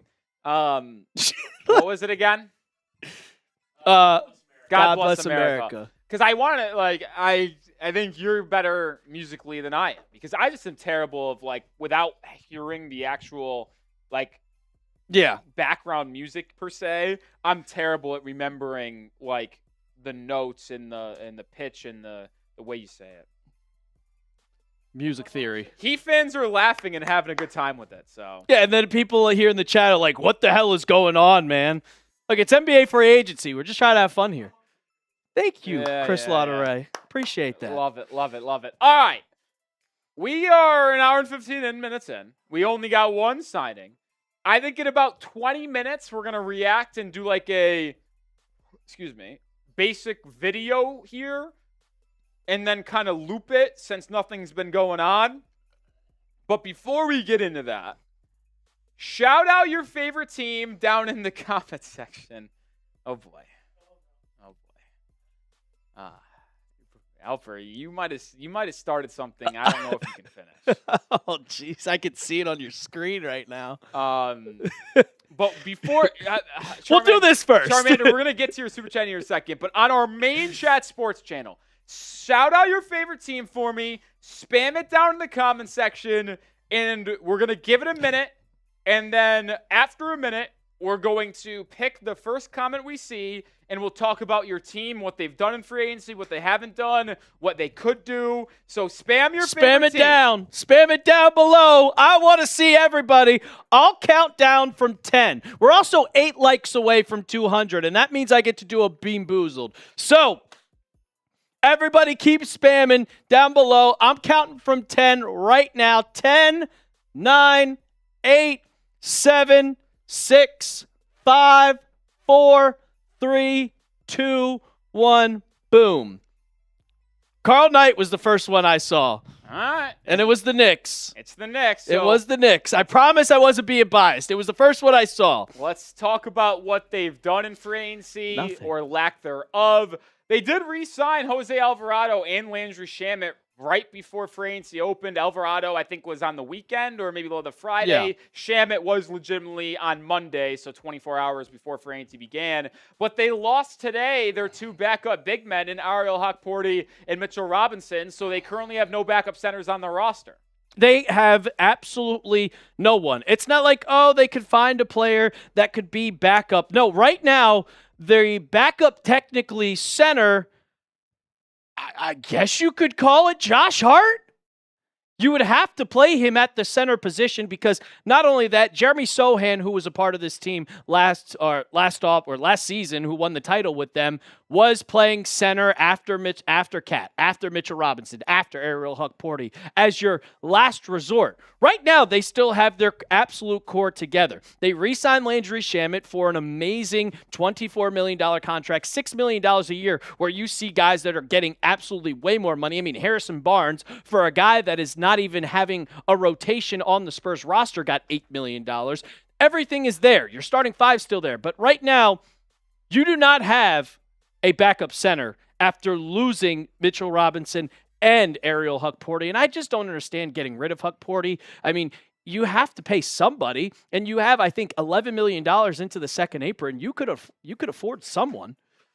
You're going to have to go out and sign an Andre Drummond, a Nick Richards, or Jackson Hayes on the vet min to make something possible, because right now they have to, I think, sign 2 more players to get to that NBA limit. Would you have wanted and would you have been okay with Huckporty being your backup center? I wouldn't have been happy with it, but like I liked Huckporty. I thought he had potential. There were some times where he came in. There was one game in the NBA Finals. He came in, I think it was Game 5.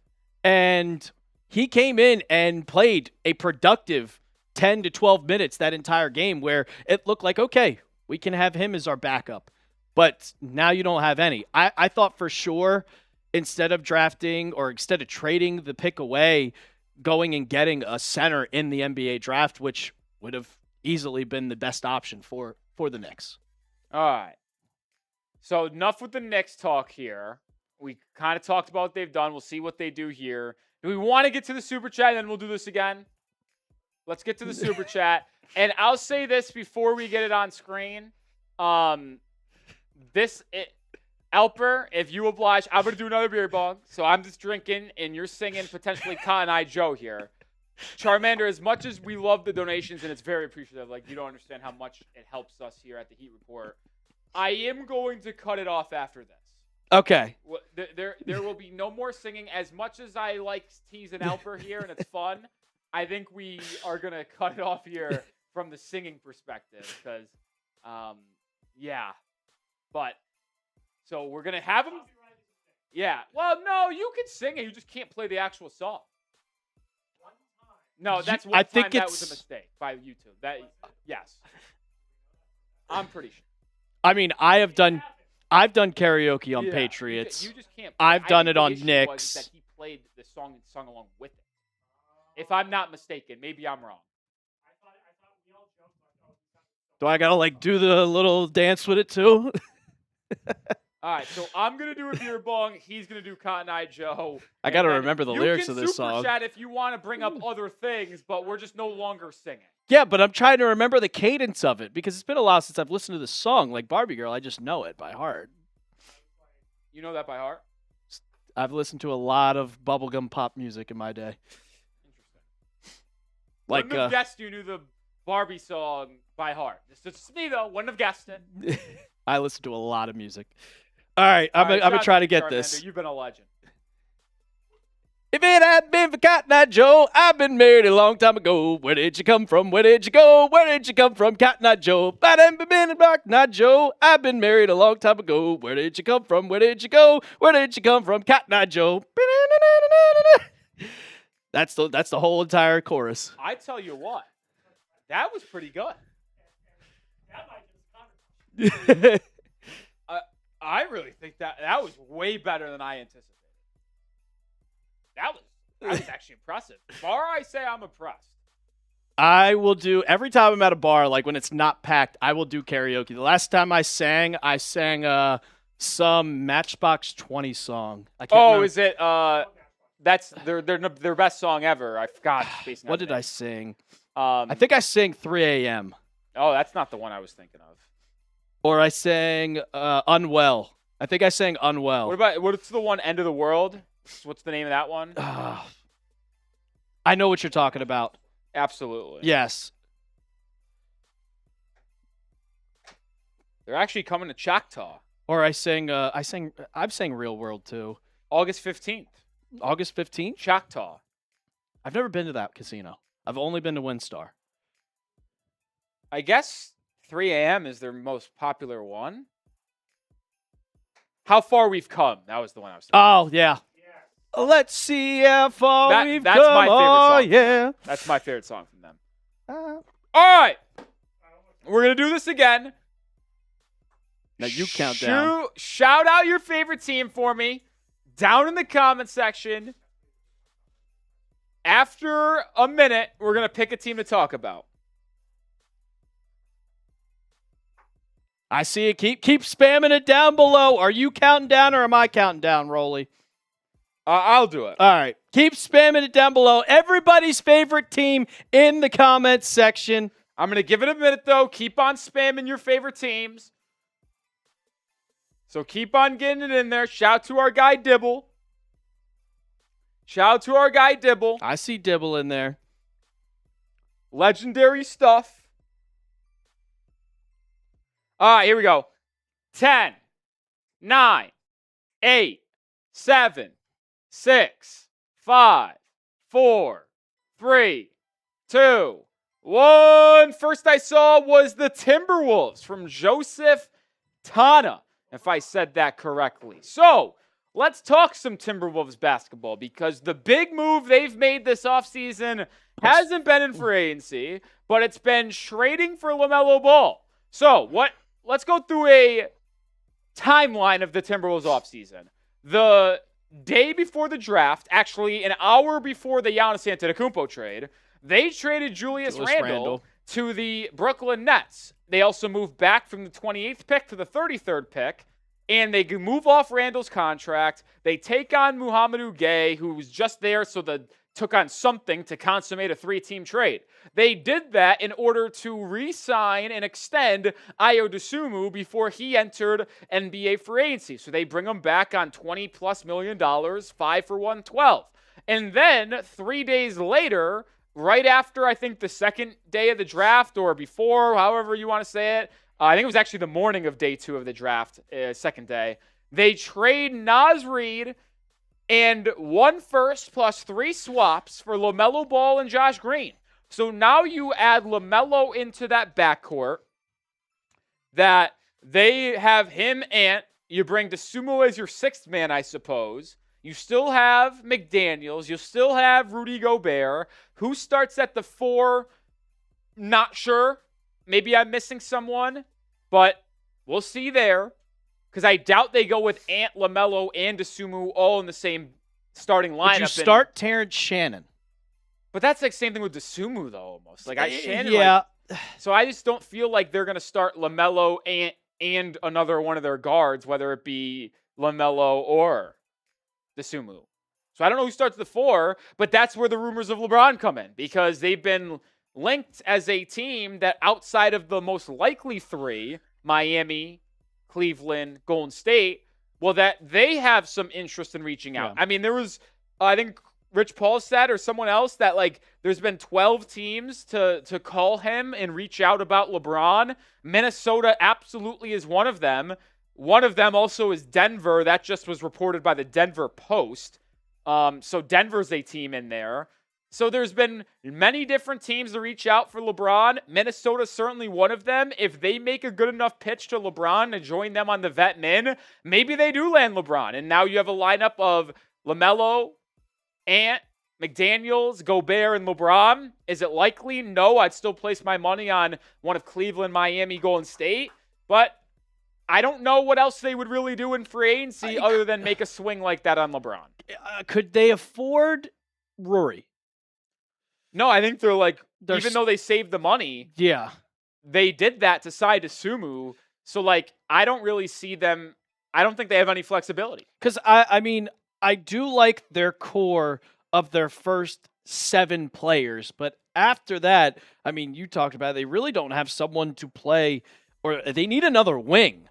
Because Terrence Shannon Jr., I would consider kind of your 2-3 type of player, and he's on the come up. I mean, last year he came out of nowhere. I'm pretty sure it once was when Ant went down with that knee injury. You drafted Isaiah Evans, who was also a point guard, so you don't need to worry about anything on that sense. But after Jaden McDaniels, they don't really have anybody. Yeah, so they've got some moves. Let me look at their cap table just to double check on these thoughts. Why don't they have Beringer. Why don't I check on the cap table? You guys do the prize picks, and then we can rehash this conversation on Minnesota when we come back. They have their first-round pick in Joan Beringer, but is he going to be that type of player? I mean, he's playing I'm looking at the rotation right now. He's playing 5 minutes a game. That's really not what you can really have there. But while Rolly's looking at this, guys, we're going to tell you about our sponsor of today's show, and that is Prize Picks. We use Prize Picks here at Chat Sports almost every single day. It's the best place to win cash while watching sports. And you guys even though basketball's over, you guys can still make player lineups. You can also make team picks on Prize Picks. Every single sport you could possibly think of. You can predict where LeBron is going to next. but you also have the lineups, your normal daily fantasy lineups on Prize Picks. Shout out to Rolly for this lineup. He had the Harry Kane goals, the more. He had 2 of them, Harry Kane. And then I think that is Christian Pulisic, the more on goals or assists at 0.5. But there's also a max discount for Christian Pulisic at all he needs is just more than 1 pass attempted. And also on the 4th of July, hot dog eating contest. Joey Chestnut only needs 1, more than half a hot dog. And Joey Chestnut's eating 70 of them things. I think that this is going to be good. So you can add those to your lineups. All you got to do is just pick more or less on a few player stats, lock in your lineup. There's a new user offer for you guys. Download the PrizePicks app today. Use code HMA to get $50 on lineups when you play your first $5 lineup. The link will be in the comments and description of this live stream. You can also get in the live chat. That's code HMA to get $50 in lineups after you play your first $5 lineup. PrizePicks. It's good to be right. All right, Jay, you can welcome me back on here because I think Rolly's found it out. It's just me there. But also hit that sub button. After doing a little bit more info. So where the Timberwolves stand right now, what'd you say? Oh, I thought you said it's not happening. The Timberwolves have 11 players on their roster. Ant, LaMelo, Gobert, McDaniels, Ayu, Josh Green, DiVincenzo, Berenger, Jalen Clark, Shannon Jr., and Hyland. So they got to fill out 3 spots. Problem is, they're already past the first apron. They're $4 million over the first apron. And they have $7.7 million until they get to the second apron. So they're allowed to use the taxpayer mid-level, which is $6 million max. But with 3 roster spots open, and they have to fill to get to the minimum 14, you do the math here for, what's 3 times 2.5? Oh, it is 7.5. 7? Yeah. Which is right about, they have 7.7 in space. So what you can expect, in my opinion, is for Minnesota to make 3 vet min signings to fill out the end of the roster. Now, they could hypothetically move on and expand that LaMelo Ball trade to move Josh Green to a 3rd team if they so choose to. And maybe they're capable of shedding some salary to open up some space for them. Could you find a player or find a team or DiVincenzo at $12 million? Could you find a team to take on DiVincenzo's contract and maybe give him an extension to be able to get off that contract? Well, the issue is that DiVincenzo's not going to play this year, so I just don't see many teams being in on that since he tore his Achilles in the postseason. That's why I was like, maybe he signs that contract extension if you trade him, but like you said, many teams aren't going to want to do that, especially coming off. If you're able to dump one of Green or DiVincenzo, that gives you a lot more flexibility here, so you can actually have some breathing room and not just have vetmin signings up until the second apron. But right now, where things are heading, it looks like it's going to be 3 vetmin signings for Minnesota to fill out that roster. Maybe one of them is LeBron, like you said he would take it if you give him the right pitch. But is that pitch going to be good enough from Minnesota? I just don't think so. I don't think so either. Don't think so there. We got a super chat on. So we got to get that on screen because it is as big as you think. No way. Yeah, but I told him we're cutting off, so I'm sorry. But Charmander!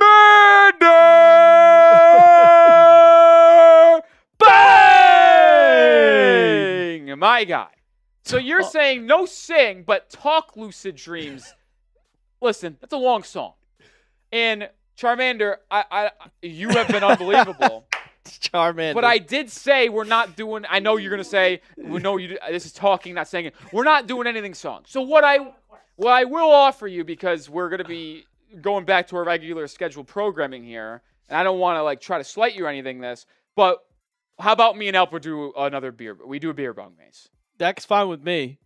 We each do a beer bong. We set our price for beer bongs for 50, so we're getting 2 out of your 100. We're just not really doing any more of the song stuff. It was fun for a couple minutes there, but I don't think the rest of our general audience wants to see that. I don't think they. So Alper or Ethan, do you want to go grab another Murbonga? Grab 2 Happy Dads and then grab a Murbonga for Alper. Talk lucid dreams. I listened to that song yesterday, by the way. Really? Yes, I am Juice WRLD or Uzi is my number 1 on Spotify every single year. Uzi's in my top 5. It's Uzi and Juice WRLD. Rappers. Top 2. Yeah, let me do that. But Alper, We'll get back to the super chat here on screen, but Shout out to Charmander. tell the people why I should subscribe. Well, I mean, for all the fun stuff that we do here at Chat Sports, like karaoke, but we're giving you guys the content that you deserve. We are covering Day 2 of NBA free agency, and not many others are covering NBA free agency. Right now on ESPN, they're showing Wimbledon.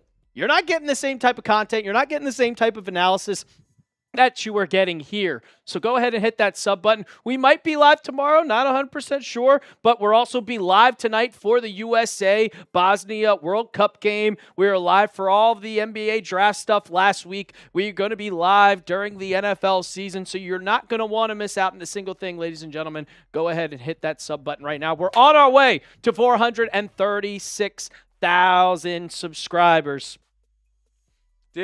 I thought you said Ponzi did the post-prod for this.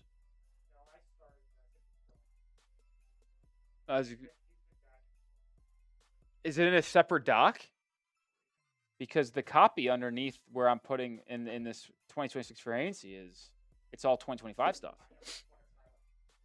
All right, well, why don't we just have Ethan do that since he's in here and while we film that? Who do you think the losers are, though, Alper? The Knicks. You want to put the Knicks on there? I think they're definitely a loser. I mean, granted, you did re-signed 2 great players in Jose Alvarado and Landry Shamet, but you have no center. And Mitchell Robinson was a huge pivotal part of this championship team. Are we putting the Lakers on there as a loser? I know we thought about it, but I don't know if we even have enough winners. I don't think we have enough winners. So I think I'm switching because I can make the argument that they're a winner. No, we're going to actually make real teams. But I'm going to switch the Lakers to winners. Because even though I don't like the salary and I don't like the trade, they did get better in my opinion. I mean, let's go through can we go through the free agent signings, Mr. Jack? Yeah, this would actually be helpful before we get into it. Yeah, recap them so we can look at which team signed which. Yeah, let's just start with today. Let's just start with today. Because we can start here. Yeah. I do like this. Zach Collins I would say the Bulls are a winner. For getting Norman Powell? Zach Collins is a re-sign, but I just like it. It's so hard. Would you say the Rockets getting Bogdan and Marcus Smart? I could put the Bulls on there because they did get Nick Claxton, so we can factor in that trade, kind of for the reasoning. The Sixers I wouldn't put the Rockets as winners. The Sixers got Huck Porty and Dean Wade, but I don't think that's enough. That's not a needle mover because they lost Grimes and what's it called? And Oubre. Yeah, what are your thoughts on putting the Celtics on the winners? I don't love Conley, but obviously they got Mitchell Robinson. I really like that. They're on the teeter list. Yeah. And then the Magic. Can I label the Magic as losers? I don't like the Vucevic signing at all. Yeah. And Jonathan Isaac was a guy that. Thank you, sir. I'm putting the Orlando Magic on the losers list. Galaxy Hoop says, does anybody know how much cap space the Lakers have? Not much anymore. I saw that they can create $7 more million in space if they waive and stretch Jared Vanderbilt. So maybe they go do they want to do that is my question. Yeah, I don't know. But I do think they spent all of their money. So they could create a little bit more if they do what I just said. But, okay, so that's all. Wow. All right. I thought we had more. You want to put the Heat on there? Low-key, the Nets... Keon Ellis, Mo Wagner. I don't know. I don't really love that. It did, but it's not. They didn't make any signings. Like it's not free agency. That's a trade. No, it didn't. It happened before. Doesn't count. Precious Achua to the Kings. You know what? I am putting the Heat on there because Tim Hardaway is a good sign. It's a nice 3-and-D shooting. Yeah, shooter. they needed it, and they still have space to make some other moves. Low key, I kind of want to put the Suns on there. I love that Luke Kennard. Luke Kennard was such a when the Lakers lost Luke Kennard and you're replacing Luke Kennard with Quentin Grimes. I mean, you're paying him more. I think that's a downgrade. I think the Suns are a sneaky team. Like, listen to this starting lineup, Alper. You've got Devin Booker. Yep. You've got Dylan Brooks. You've Dog. got Jalen Green. You've got Upcoming. Miles Bridges, Mark Williams. And then now coming off the bench, you add in Colin Gillespie, you re-sign, Jordan Goodwin, who you re-signed, Solid Luke player. Kennard, who you signed for ANC. Now I'm maybe spacing on the back end of their bench. They got Kaman Malawach, 10th overall pick from last year. I mean, that team's got some intrigue to it. Drafted they traded for Pete. They can absolutely be in that vein of like between the 6 and 3 seed next year. They could compete. Yeah, I like what they're doing. I can't believe. I think Luke Kennard's a better player than Quentin Grimes. That's just me. All right, loser. We're going to go final loser. Who do we have so far? 3 winners, Lakers, Bulls, Heat. You know what? I'm taking off the Bulls. Okay. And I'm putting the Suns on. Yeah, I think the Suns are bigger winners. Because even though they just signed Luke Kennard, I love that signing.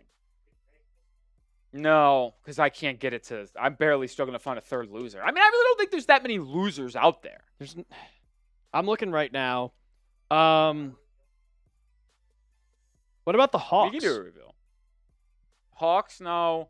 Can I put the Sixers? Like, yeah, they got Dean Wade, but they lost Grimes and they lost Oubre. And Dean Subject Wade to change. And Dean Wade isn't as big of a scorer as Oubre or Grimes. There were points in the season where Kelly Oubre could give you 20 on any given night. I mean, Quentin Grimes scored 45 a couple of times for the 76ers. Is Dean Wade going and dropping more than 15 for you? Even on a random Tuesday night in February?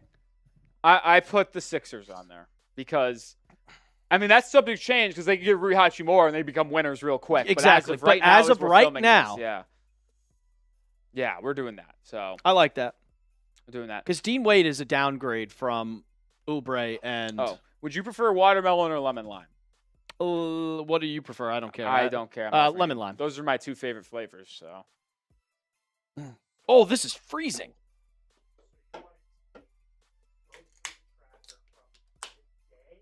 We can go through the tracker starting with, because we didn't do tracker yesterday, so start with the Tim Hardaway. We'll start here, because that's actually technically, I know it's a re-signing, but that happened exactly at Dieng was 5 the first p.m. one. on. So start with this. We'll go through the entire tracker, and then we'll go reveals through the 3 winners, and we'll go individually at what they've done, what they've lost, and then, yeah, let's do that, because we'll probably speed run through the tracker more than we probably originally thought we would. Not a lot. Yeah. So, hold on, let me pour this up, and then we'll do our beer bong race. Shout out to my guy Charmander. This is freezing cold. Yeah, it's going to be tough. All right, to Charmander! Charmander!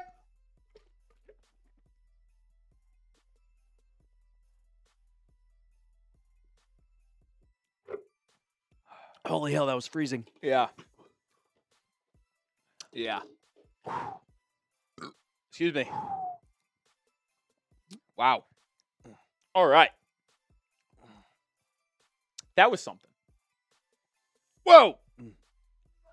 Did I have 3 beer bongs on my bingo card today? Absolutely No, I not. didn't see that one coming. People are saying in the Heat chat we wanted a song. Yeah, understandable. And we love the support over there on the Heat Report. But I said after Con I Joe, we're not doing any more songs. So I don't know what you want me to tell you. Like, listen, I love you guys. We can't do this stream without you guys' love and support, and make these content so consistently. But this is my channel at the end of the day. And I said I'm the captain now. And as like I hope Charmander doesn't take offense to this, but like, listen, if I just roll over every time I say something and then someone sends a super chat and then I roll over on it, then I'm just setting a precedent that I'm going to get run over. And boy, that's not going to happen. That can't happen. That can't happen. 1, and 2, I'm just not that person. And if you guys are new subscribers, just don't worry. I don't roll over to the viewer. I will jaw back. So do I. People don't like that. Yeah, let's get into it. Let's get it. I can handle the prize picks, Reed, because I know you've done the last couple. Sounds good to me.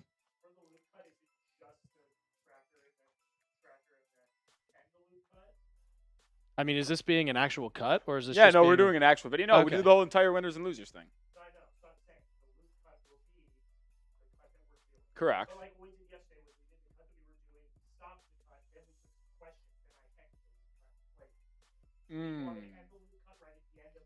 Yeah, when we actually start looping it, that'll be the end of the stream.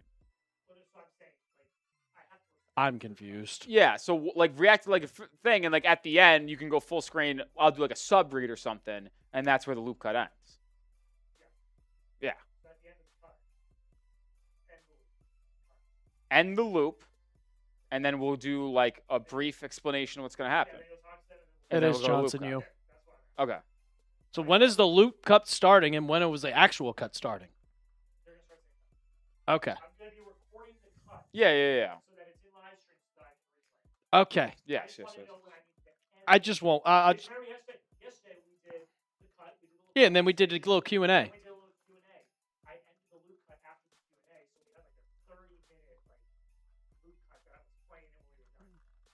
Okay.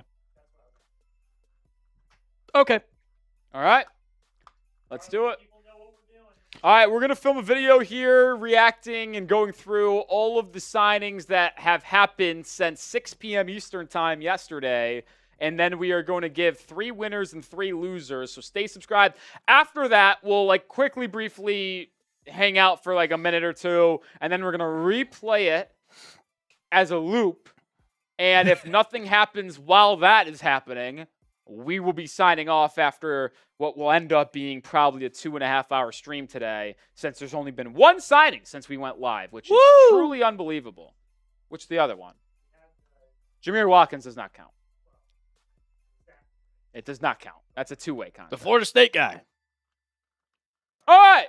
Let's get into it. We got a couple $2 super chats. We'll get to that after we film this, so we'll get to that. All right, but when you're ready, Jack.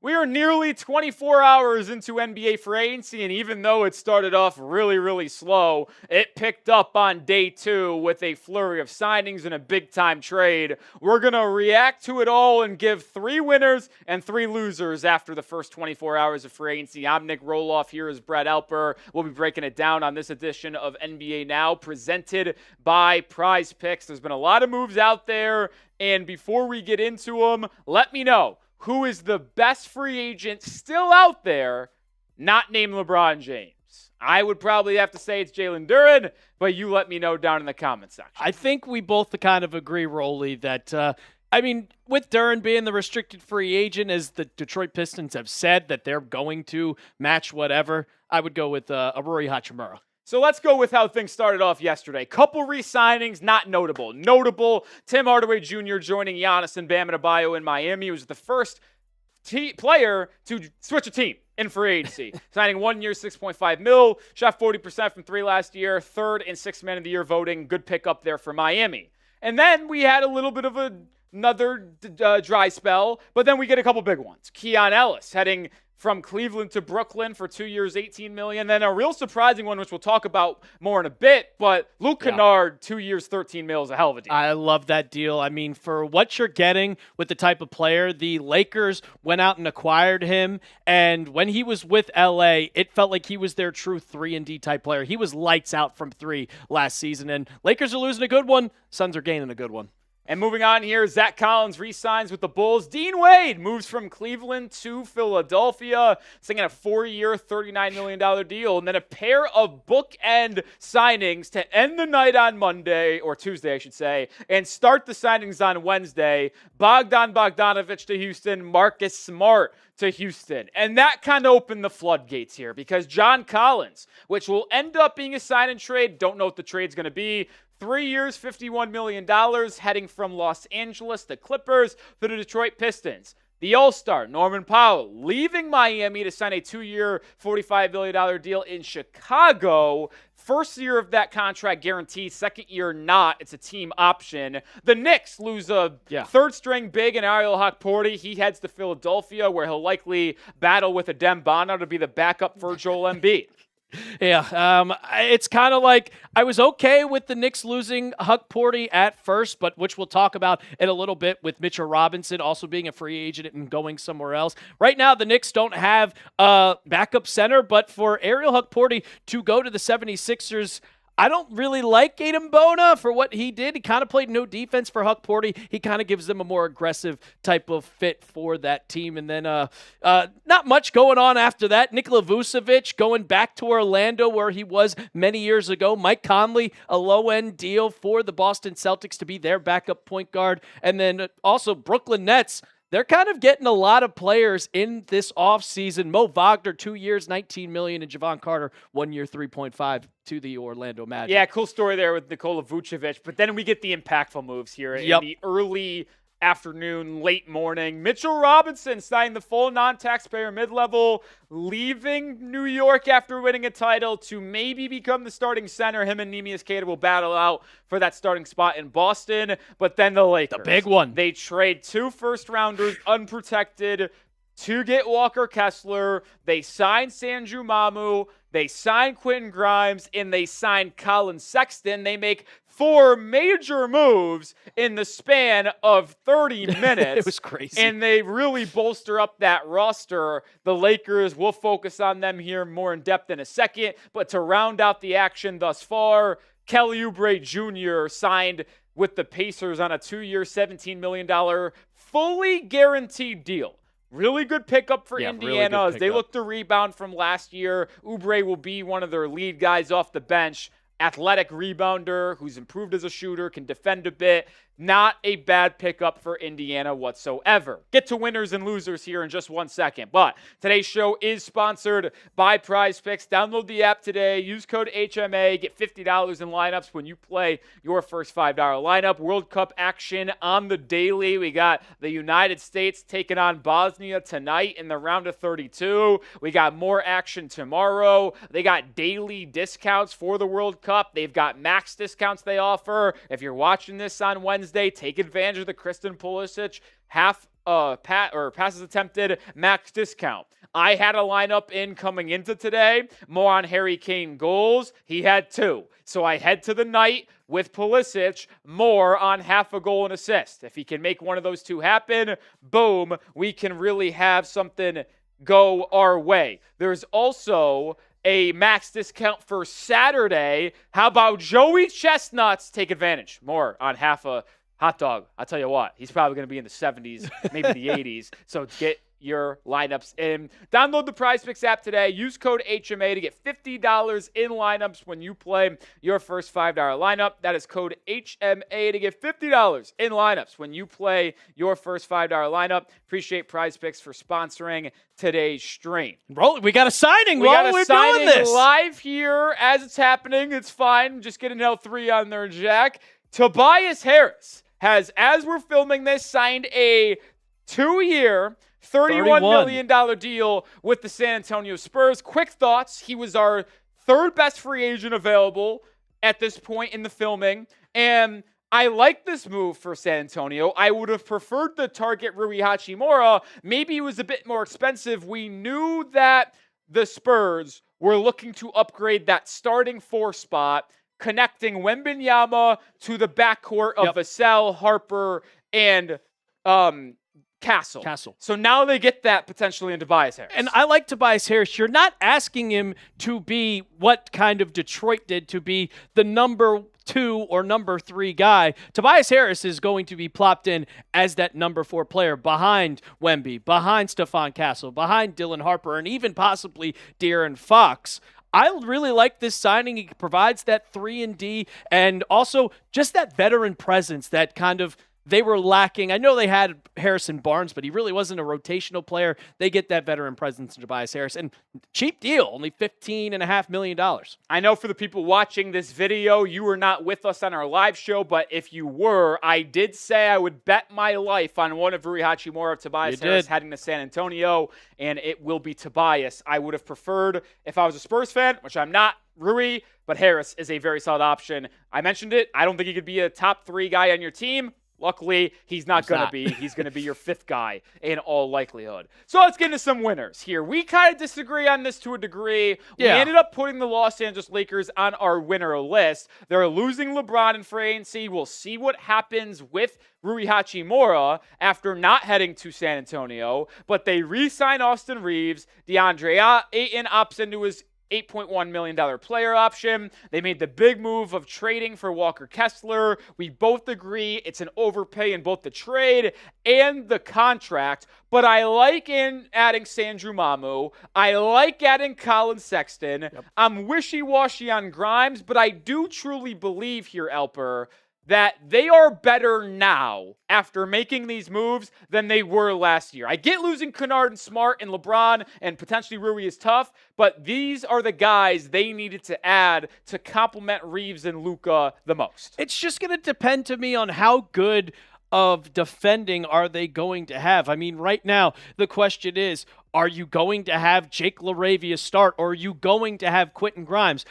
Offensively, they're going to be one of the most threatening teams. I mean, Sandro, he scored 30 against the Knicks. He is a very, very efficient player. I like Sandro Mamukelashvili coming off the bench. Is he going to be able to be that guy to play 25 minutes, 30 minutes a game? Luka, Reeves, Kessler is a good defender. But when your backcourt, are they going to be able to defend is my question when you sign Colin Sexton, who doesn't play defense. You have Luka, who doesn't play that great of a defense, even though he got better in recent years. Austin Reeves, Jake LaRavia, I just don't think is a very good NBA player. And you also have Cameron Carr coming off the bench as a rookie. Maybe they know something I don't, but I would have preferred trying to do that same exact deal / sign and trade for Jalen Duran if that was a possibility. Yes. I know Duran was put on fraud watch, but I think he is without a question a better player than Walker Kessler. Do like the rim protection fit there, but the rim running and lob threat would have preferred Duran to fit with Reeves and Luka.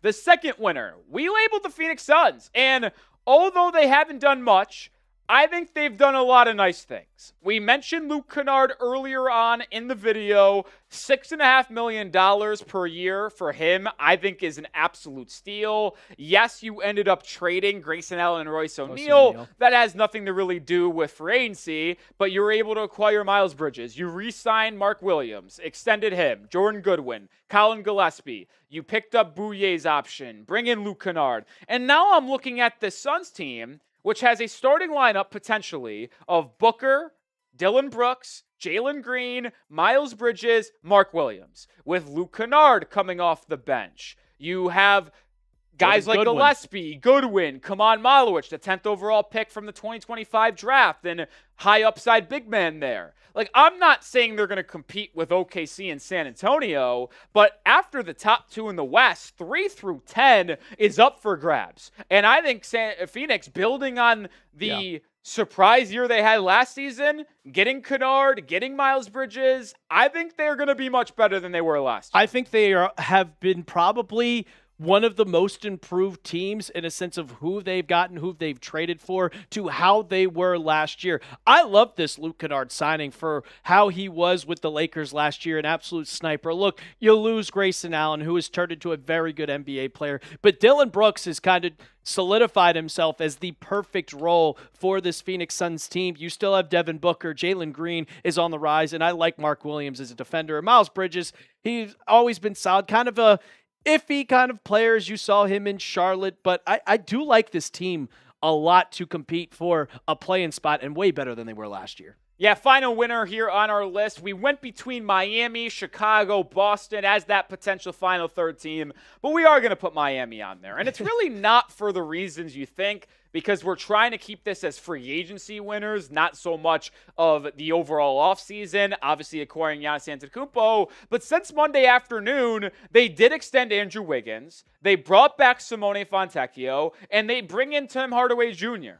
And yeah, you might scoff at Tim Hardaway Jr. as their lone guy they've added so far, but this guy shot 40% from 3 last year in Denver, was 3rd and 6th man of the year voting, only behind Jaime Jaquez Jr. and a guy like Keldon Johnson, who won the award. This is the exact player that the Heat needed in that 2-guard kind of spot. Now, does he start? I don't know. We'll see what they have up their sleeve the rest of the offseason, but he's a guy that you can play in the 2, have work off dribble handoffs, off the catch. He's one of the best movement shooters in the NBA. He's actually, fun fact, Alpo, I don't know if you knew this, 19th in NBA history in three-pointers made. Really? It's a skill set that Miami needed. They get it for a relatively fine contract. They still have $9 million to spend in free agency on 2 roster spots. Maybe it's LeBron, maybe it's somewhere else, but I do think Miami is building in the right way. I think they're the one team that had a perfect opportunity to sign their fit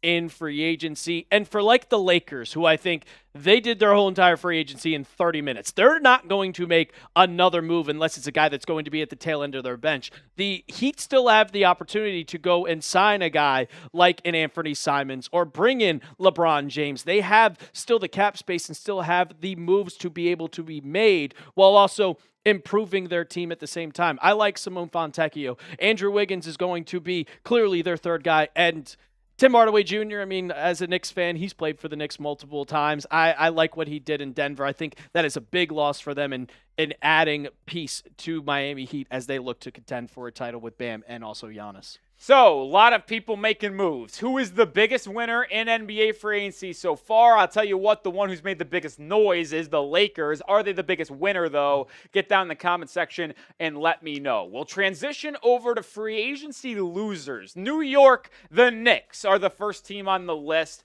You were very adamant that the Knicks should be put on this loser list, so I'll let you kind of take the reins here. It's kind of in a sense of they still have their entire core. You have your starting 5, but when you look at what this Knicks team was last season as the NBA champions, Mitchell Robinson played an absolute pivotal role. He kind of took over games, not in a scoring sense, but defensively. You look at the last game of the season when they won the championship, Mitchell Robinson got the offensive rebound to save the game and win. Now you also lose Ariel Hukporti. You don't have a backup center. This is a huge loss, and I still think the Knicks are going to be favorites in the Eastern Conference, but Mitchell Robinson was a huge piece to this puzzle and one of the big reasons why they won the championship. And I don't know if they would have won the title without Mitchell Robinson, and now you're worried about who you're going to be able to sign. It's Nick Richards, Andre Drummond, or a Jackson Hayes type of player. Next up on the loser list, we're going to put the Orlando Magic. And maybe it's wishy-washy. There hasn't been too many abysmal moves to this point, so we are nitpicking here. But what did they do today? Well, they brought back Javon Carter, and they signed Nikola Vucevic. They also brought back Jonathan Isaac after waiving him. But the reason why they're on the loser list is because Mo Wagner heads from Orlando to Brooklyn. I understand if you didn't want to pay him 2 years, $19 million, because I do think that is a bit of an overpay for Wagner in its own right.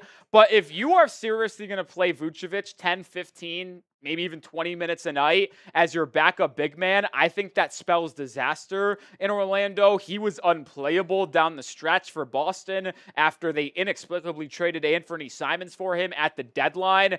I am just really out on Vucevic at this stage in his career. It's a cool story that he returns to Orlando, and yeah, he's backing up Wendell Carter Jr., but this guy is going to be played off the court if they make it to the postseason next year. Yeah, I completely agree with you. Right now, you're losing Mo, who was a nice backup spot for them behind Wendell Carter, and you're bringing back Vucevic, who has gotten older. It just feels like they need to go and make a better signing, because right now, none of these guys are going to move the needle for them, who kind of almost got over that hump of beating Detroit, but Paolo Banchero's a little inconsistent. I love Franz Wagner, but for the guys that they've signed, Vucevic, Carter, and Jamal Cain, nothing really impresses me with what the Magic did. Final loser on today's show, and at this point, and it is the Philadelphia 76ers. Now, this is in the moment. And I do want to make this clear, things can change very quickly based on what teams do. Yeah, they bring in Ariel Hukporti. They bring in Dean Wade. They picked up the team options on Dominic Barlow and Dalen Terry. I think Dean Wade's a fine player. I don't think he's anything special. And them losing both Quentin Grimes and Kelly Oubre Jr. as he goes to LA and Indiana respectively, I don't think could be underplayed. Now, I have said I think the 76ers should pursue Rui Hachimura as he would be a perfect fit in that lineup with Embiid, Paul George, Edgecombe, and Maxey. But if you do not make a play for a guy on Rui, I think Philadelphia, on paper, barring upgrades from themselves internally, like a VJ Edgecombe step up, have gotten worse on paper, losing Grimes and ultimately Kelly Oubre Jr. I mean, Grimes and Oubre were two pivotal points of their offense. We saw it wasn't last year as Quentin Grimes kind of had a bit of a down year, but we watched Kelly Oubre Jr. score 14, 15 points per game. When Maxey was out 2 years ago or a season and a half ago, he was scoring 40 points a game.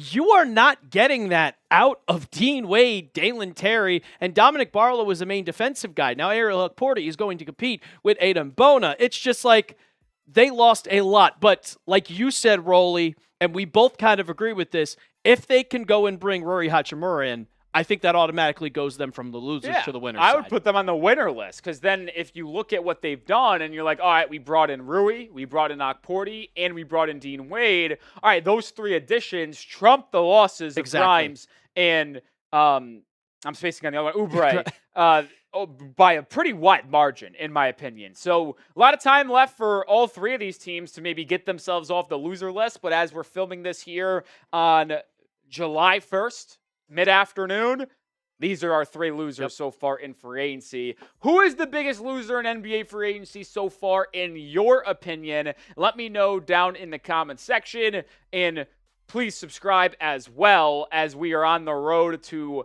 436,000 subscribers. It's a blast doing this content with you guys. Elper, Rolly, we'll see you on the next video. All right. Appreciate everybody for continuing to hang in here. How about we talk a little bit more before we actually send that on a cut and we get to the super chats? Yeah, about Tobias Harris going to San Antonio. Because what do you think about that move? I actually really like it for them. I think it's a cheaper deal. And like we talked about while we were making that video, that Tobias Harris, I love him as a 3 to 4 option, not as a 2 option. And he's not going to have to do much for San Antonio. Do you think he starts? I think he does. Like, do you start him or Julian Champagne? I start Tobias Harris, and you take Champagne shooting off the bench. I tend to agree there. But they also have a lot of different lineup decisions because are you going to start Harper, Castle, and Vassell, or are you bring in one of Castle, Harper off the bench again? And we still have Fox. Because De'Aaron Fox, I have a hard time believing he's going to be traded. I'm not so sure there's a lot of interest around the league on Fox. It's going to be a hard contract to trade. Are you going to be able to convince him to come off the bench and keep him relatively happy? I don't know. So the Spurs, I mean, they've got a collection of talent, and it's going to be up to Mitch Johnson to kind of push the right buttons and put the puzzle together correctly to where how they have a signing. Starters and their backups. The Jazz are signing Jackson Hayes to a 2-year, $12 million deal. Interesting. Okay. Interesting. I don't think that changes anything for our cut there. No. Just because he's not a big enough name and he's going to the Jazz. It's their Walker Kessler replacement. They should have just sent him in the trade. Like sign and trade with the Lakers, sign and trade with the I guess they didn't Jazz. really need to. Yeah, interesting. So is he going to start, or do you think he's going to be? I think they come off the bench, right? You have to come off the bench with Triple J. You got Triple J, Jaren Jackson Jr., and Lauri Markkanen. I just truly think from their standpoint, they should put Jaren at the small ball 5 and put Lauri at the 4, but we know they like to go Lauri at the 3 at times. So who starts there? I mean, you imagine their backcourt's going to be Keontae George, Darren Peterson. Yeah. Are they going to start Ace Bailey at the 3 or bring him off the bench? If they start Ace Bailey, then it's probably going to be Jared and Lauri at the 4-5. If they want to start Jackson Hayes, then it's going to be Darren, Keontae, Jackson, Lauri, and Jaren, which I think he comes off the bench. I like a Lauri and a Triple J at the 4 and the 5. I think that'd be the smart move for the Jazz and go with Darren Peterson and also Keontae George as your 1-2 and kind of you can figure out if you want to start Ace Bailey at the 3. Yeah, so interesting signing there. Do you want to go to the couple super chats we have? I think we have 3, 1 on Chat Sports, 2 on Heat, if I'm not mistaken. Yeah, we got Johnson Yu. Johnson, you kicking us off here on our main chat sports channel with a $2 super chat. He's saying, Elper, this is a very sad day. Yeah, it is an extremely sad day. I mean, Mitchell Robinson has been with us since 2018. He was the longest tenured Knick. I'm going to miss him. I wanted him to stay at Knick for life, and if he stayed at Knick for life, I would assume that number 23 would have gotten retired. But out of all the try not to curse here. Out of all the teams, he went to the Celtics. My friends said there was 2 teams that we wouldn't want him to go to, Indiana and Boston. Yeah. And he does. Even if he went to Indiana, that's fine by me because I really don't think they have a chance to compete. But, like, out of all teams, Boston? It's going to look disgusting, him in a number 23. Well, is 23 retired? Because the Celtics, they seem to retire every single jersey that they possibly have. I don't know if it's retired over there. So I have no idea. But, yeah sad day. Soul Chef with the $2 super chat. Do your best Mitchell Renz voice. All right, ready? What's up, Raider Nation? Welcome into the Raiders Report by Chat Sports. What's going on, Raider Nation? What's going on, Raider Nation? Raiders! I don't even know if I'm even close there, but... What's going on, Raider Nation? Soul Chef, if you're still watching, hopefully I did a good enough job there. Armanda with a 5. Appreciate you. Is Miami going to keep Nico, and do you believe he will bounce back like Jaime did, or do you believe it's most likely he's traded? I'll tell you one thing. Miami is trying to trade him. Will they? That's a different question. But if they move on from Nikola Jovic and take back half the salary or somehow find a team to take him with no salary coming back and you're able to find a way to get a pick back. Ooh, that's an interesting. Grizzlies and KCP are on the verge of working on a parting resolution as he could be traded or released. Interesting. Either way there, I think they're trying to trade him. We'll see if they do. If I had to guess if he's more likely to be traded or stay here, I lean he's in Miami because I think it's going to be really difficult for them to find a trade partner since they can't attach any really second-round picks to him. They can attach a first-round pick, sure, but that would be, I think, a mistake. I'm not in the business of doing that because you can keep him this year, rehab his value, and if he looks good and you still want to get off that contract, well, then you could trade him at the deadline or next offseason and create more flexibility for a Giannis, Bam, Wiggins, like build around. So I'm not offering a first-round pick and Jovic to get rid of him. Space right now isn't as important to me as losing a first-rounder. It'll just be a pick swap, but still you lose control of your own first-round pick in either 29 or 2030 or 2032 or whatever the year would be. I'm not really in on that, so I think it's more likely than not he's here. And I do think he's going to be better than last year because Miami's going to need him to. He's going to have a larger role on this team than he did have last season. So if he's able to kind of perform better, then you do rehab his stock a bit and maybe find a way to trade him in February or next year at this time.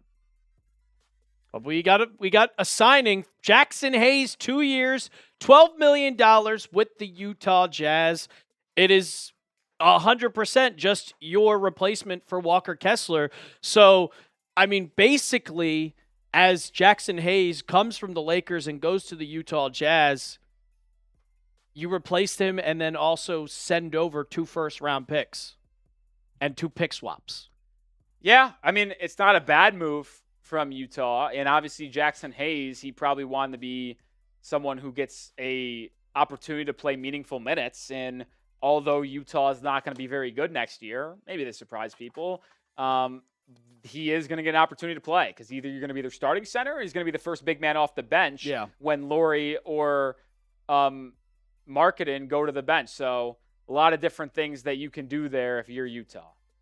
A lot of different things. Small signing. I don't mind it for them. It's plus cheap deals, $6 million a year. That goes. That's another one off the board for the New York Knicks to find their Mitchell Robinson replacement. Yeah, now it's down to more of a guy like Nick Richards, Andre Drummond, Marvin Bagley's out there. Ugh. No? Ugh. No? No.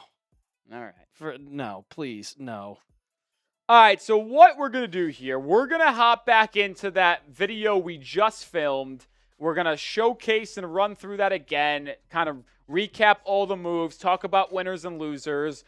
If if a move happens that is noteworthy in the next 20 minutes, we are going to hop back on and talk about it. If there is no signing, trade, or anything in the next 15 to 20 minutes, we're going to sign off there.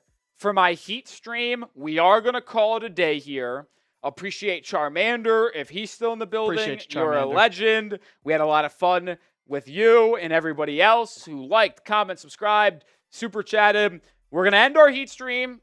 I think we're going to film another video and put it out here later in the afternoon, so be on the lookout for that. But we're going to go to our NBA video that we just filmed, and if anything happens, we'll be back in 20 minutes. But if not, we're going to sign off for today. So appreciate everybody for hanging out with us here. See you later, Heat fans, and see you later, potentially, NBA fans.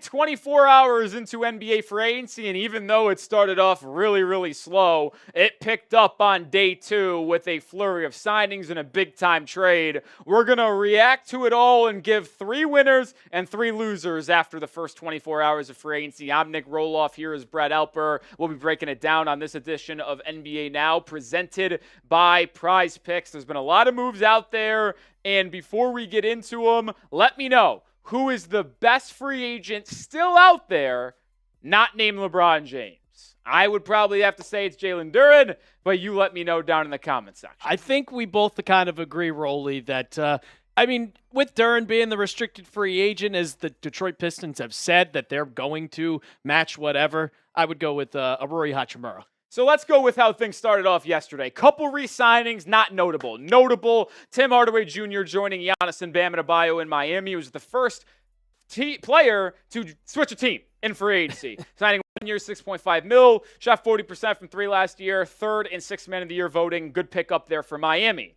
And then we had a little bit of another dry spell, but then we get a couple big ones. Keon Ellis heading from Cleveland to Brooklyn for 2 years, $18 million. Then a real surprising one, which we'll talk about more in a bit, but Luke Kennard, 2 years, $13 million is a hell of a deal. I love that deal. I mean, for what you're getting with the type of player, the Lakers went out and acquired him, and when he was with LA, it felt like he was their true 3-and-D type player. He was lights out from 3 last season, and Lakers are losing a good one, Suns are gaining a good one.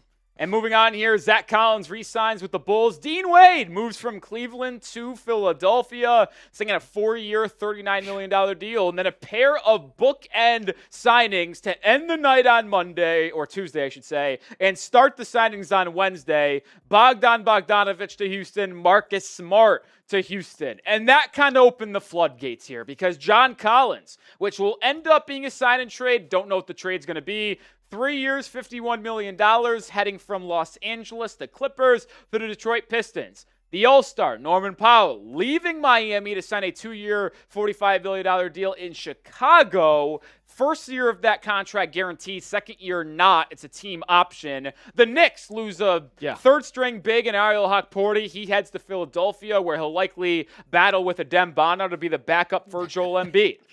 Yeah, it's kind of like I was okay with the Knicks losing Hukporti at first, but which we'll talk about in a little bit with Mitchell Robinson also being a free agent and going somewhere else. Right now, the Knicks don't have a backup center, but for Ariel Hukporti to go to the 76ers, I don't really like Adem Bono for what he did. He kind of played no defense for Hukporti. He kind of gives them a more aggressive type of fit for that team. And then not much going on after that. Nikola Vucevic going back to Orlando where he was many years ago. Mike Conley, a low-end deal for the Boston Celtics to be their backup point guard. And then also Brooklyn Nets. They're kind of getting a lot of players in this offseason. Mo Wagner, 2 years, $19 million, and Javon Carter, 1 year, $3.5 to the Orlando Magic. Yeah, cool story there with Nikola Vucevic. But then we get the impactful moves here in the early afternoon, late morning. Mitchell Robinson signed the full non-taxpayer mid-level, leaving New York after winning a title to maybe become the starting center. Him and Neemias Queta will battle out for that starting spot in Boston. But then the Lakers. The big one. They trade 2 first-rounders unprotected to get Walker Kessler. They signed Sanju Mamu. They signed Quentin Grimes, and they signed Colin Sexton. They make 4 major moves in the span of 30 minutes. It was crazy. And they really bolster up that roster. The Lakers, we'll focus on them here more in depth in a second. But to round out the action thus far, Kelly Oubre Jr. signed with the Pacers on a 2-year, $17 million fully guaranteed deal. Really good pickup for Indiana as they look to rebound from last year. Oubre will be one of their lead guys off the bench. Athletic rebounder who's improved as a shooter, can defend a bit. Not a bad pickup for Indiana whatsoever. Get to winners and losers here in just 1 second. But today's show is sponsored by Prize Picks. Download the app today. Use code HMA. Get $50 in lineups when you play your first $5 lineup. World Cup action on the daily. We got the United States taking on Bosnia tonight in the round of 32. We got more action tomorrow. They got daily discounts for the World Cup. They've got max discounts they offer. If you're watching this on Wednesday, take advantage of the Kristen Pulisic passes attempted max discount. I had a lineup in coming into today. More on Harry Kane goals. He had 2. So I head to the night with Pulisic, more on half a goal and assist. If he can make one of those 2 happen, boom, we can really have something go our way. There's also a max discount for Saturday. How about Joey Chestnuts? Take advantage. More on half a hot dog. I'll tell you what, he's probably going to be in the 70s, maybe the 80s. So get your lineups in. Download the Prize Picks app today. Use code HMA to get $50 in lineups when you play your first $5 lineup. That is code HMA to get $50 in lineups when you play your first $5 lineup. Appreciate Prize Picks for sponsoring today's stream. Roll, we got a signing. We got a we're signing doing this live here as it's happening. It's fine. Just get an L3 on there, Jack. Tobias Harris has, as we're filming this, signed a 2-year, $31 million deal with the San Antonio Spurs. Quick thoughts. He was our 3rd best free agent available at this point in the filming. And I like this move for San Antonio. I would have preferred the target Rui Hachimura. Maybe it was a bit more expensive. We knew that the Spurs were looking to upgrade that starting 4 spot, connecting Wembanyama to the backcourt of Vassell, Harper, and Castle. So now they get that potentially in Tobias Harris. And I like Tobias Harris. You're not asking him to be what kind of Detroit did, to be the number 2 or number 3 guy. Tobias Harris is going to be plopped in as that number 4 player behind Wemby, behind Stephon Castle, behind Dylan Harper, and even possibly De'Aaron Fox. I really like this signing. He provides that 3-and-D and also just that veteran presence that kind of they were lacking. I know they had Harrison Barnes, but he really wasn't a rotational player. They get that veteran presence in Tobias Harris. And cheap deal, only $15.5 million. I know for the people watching this video, you were not with us on our live show, but if you were, I did say I would bet my life on one of Rui Hachimura of Tobias Harris heading to San Antonio, and it will be Tobias. I would have preferred, if I was a Spurs fan, which I'm not, Rui, but Harris is a very solid option. I mentioned it. I don't think he could be a top 3 guy on your team. Luckily, he's not going to be. He's going to be your 5th guy in all likelihood. So let's get into some winners here. We kind of disagree on this to a degree. We ended up putting the Los Angeles Lakers on our winner list. They're losing LeBron in free agency. We'll see what happens with Rui Hachimura after not heading to San Antonio. But they re-sign Austin Reeves. DeAndre Ayton opts into his $8.1 million player option. They made the big move of trading for Walker Kessler. We both agree it's an overpay in both the trade and the contract, but I like adding Sanju Mamu. I like adding Colin Sexton. I'm wishy-washy on Grimes, but I do truly believe here, Elper, that they are better now after making these moves than they were last year. I get losing Kennard and Smart and LeBron and potentially Rui is tough, but these are the guys they needed to add to complement Reeves and Luka the most. It's just going to depend to me on how good of defending are they going to have. I mean, right now, the question is, are you going to have Jake LaRavia start or are you going to have Quentin Grimes?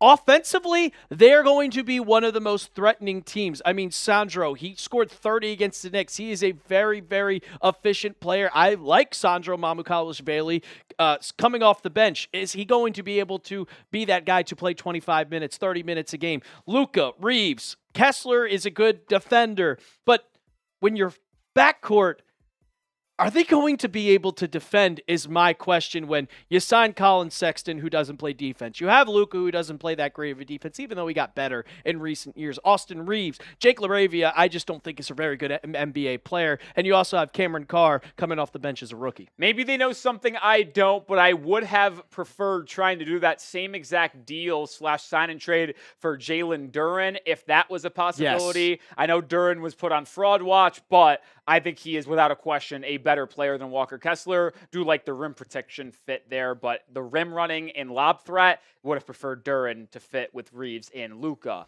The second winner, we labeled the Phoenix Suns, and although they haven't done much, I think they've done a lot of nice things. We mentioned Luke Kennard earlier on in the video. $6.5 million per year for him, I think, is an absolute steal. Yes, you ended up trading Grayson Allen and Royce O'Neal. That has nothing to really do with free agency, but you were able to acquire Miles Bridges. You re-signed Mark Williams, extended him, Jordan Goodwin, Colin Gillespie. You picked up Bouyer's option, bring in Luke Kennard. And now I'm looking at the Suns team, which has a starting lineup potentially of Booker, Dylan Brooks, Jalen Green, Miles Bridges, Mark Williams, with Luke Kennard coming off the bench. You have guys like Gillespie, Goodwin, Kaman Malowich, the 10th overall pick from the 2025 draft, and high upside big man there. Like, I'm not saying they're going to compete with OKC and San Antonio, but after the top two in the West, 3 through 10 is up for grabs. And I think Phoenix, building on the surprise year they had last season, getting Kennard, getting Miles Bridges, I think they're going to be much better than they were last year. I think they have been probably one of the most improved teams in a sense of who they've gotten, who they've traded for, to how they were last year. I love this Luke Kennard signing for how he was with the Lakers last year, an absolute sniper. Look, you lose Grayson Allen, who has turned into a very good NBA player, but Dylan Brooks has kind of solidified himself as the perfect role for this Phoenix Suns team. You still have Devin Booker. Jalen Green is on the rise, and I like Mark Williams as a defender. And Miles Bridges, he's always been solid, kind of a iffy kind of players. You saw him in Charlotte, but I do like this team a lot to compete for a play-in spot and way better than they were last year. Yeah, final winner here on our list. We went between Miami, Chicago, Boston as that potential final third team, but we are going to put Miami on there. And it's really not for the reasons you think, because we're trying to keep this as free agency winners, not so much of the overall offseason, obviously acquiring Giannis Antetokounmpo. But since Monday afternoon, they did extend Andrew Wiggins, they brought back Simone Fontecchio, and they bring in Tim Hardaway Jr. And yeah, you might scoff at Tim Hardaway Jr. as their lone guy they've added so far, but this guy shot 40% from three last year in Denver, was third and sixth man of the year voting, only behind Jaime Jaquez Jr. and a guy like Keldon Johnson, who won the award. This is the exact player that the Heat needed in that two-guard kind of spot. Now, does he start? I don't know. We'll see what they have up their sleeve the rest of the offseason, but he's a guy that you can play in the two, have work off dribble handoffs, off the catch. He's one of the best movement shooters in the NBA. He's actually, fun fact, Alpo, I don't know if you knew this, 19th in NBA history in three-pointers made. Really? It's a skill set that Miami needed. They get it for a relatively fine contract. They still have $9 million to spend in free agency on 2 roster spots. Maybe it's LeBron, maybe it's somewhere else, but I do think Miami is building in the right way. I think they're the one team that had a perfect opportunity to sign their fit in free agency. And for like the Lakers, who I think they did their whole entire free agency in 30 minutes. They're not going to make another move unless it's a guy that's going to be at the tail end of their bench. The Heat still have the opportunity to go and sign a guy like an Anthony Simons or bring in LeBron James. They have still the cap space and still have the moves to be able to be made while also improving their team at the same time. I like Simone Fontecchio. Andrew Wiggins is going to be clearly their third guy, and Tim Hardaway Jr., I mean, as a Knicks fan, he's played for the Knicks multiple times. I like what he did in Denver. I think that is a big loss for them and an adding piece to Miami Heat as they look to contend for a title with Bam and also Giannis. So, a lot of people making moves. Who is the biggest winner in NBA free agency so far? I'll tell you what, the one who's made the biggest noise is the Lakers. Are they the biggest winner, though? Get down in the comment section and let me know. We'll transition over to free agency losers. New York, the Knicks are the first team on the list. You were very adamant that the Knicks should be put on this loser list, so I'll let you kind of take the reins here. It's kind of in a sense of they still have their entire core. You have your starting five, but when you look at what this Knicks team was last season as the NBA champions, Mitchell Robinson played an absolute pivotal role. He kind of took over games, not in a scoring sense, but defensively. You look at the last game of the season when they won the championship, Mitchell Robinson got the offensive rebound to save the game and win. Now you also lose Ariel Hukporti. You don't have a backup center. This is a huge loss, and I still think the Knicks are going to be favorites in the Eastern Conference, but Mitchell Robinson was a huge piece to this puzzle and one of the big reasons why they won the championship, and I don't know if they would have won the title without Mitchell Robinson, and now you're worried about who you're going to be able to sign? It's Nick Richards, Andre Drummond, or a Jackson Hayes type of player. Next up on the loser list, we're going to put the Orlando Magic, and maybe it's wishy-washy. There hasn't been too many abysmal moves to this point, so we are nitpicking here.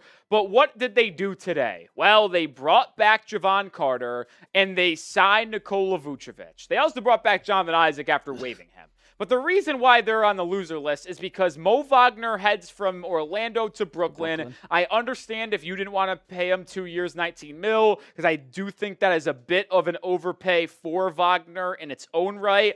But if you are seriously going to play Vucevic 10, 15, maybe even 20 minutes a night as your backup big man, I think that spells disaster in Orlando. He was unplayable down the stretch for Boston after they inexplicably traded Anthony Simons for him at the deadline. I am just really out on Vucevic at this stage in his career. It's a cool story that he returns to Orlando, and yeah, he's backing up Wendell Carter Jr., but this guy is going to be played off the court if they make it to the postseason next year. Yeah, I completely agree with you. Right now, you're losing Mo, who was a nice backup spot for them behind Wendell Carter, and you're bringing back Vucevic, who has gotten older. It just feels like they need to go and make a better signing, because right now, none of these guys are going to move the needle for them, who kind of almost got over that hump of beating Detroit, but Paolo Banchero's a little inconsistent. I love Franz Wagner, but for the guys that they've signed, Vucevic, Carter, and Jamal Cain, nothing really impresses me with what the Magic did. Final loser on today's show, and at this point, and it is the Philadelphia 76ers. Now, this is in the moment. And I do want to make this clear. Things can change very quickly based on what teams do. Yeah, they bring in Ariel Hukporti. They bring in Dean Wade. They picked up the team options on Dominic Barlow and Dalen Terry. I think Dean Wade's a fine player. I don't think he's anything special. And them losing both Quentin Grimes and Kelly Oubre Jr. as he goes to LA and Indiana respectively, I don't think could be underplayed.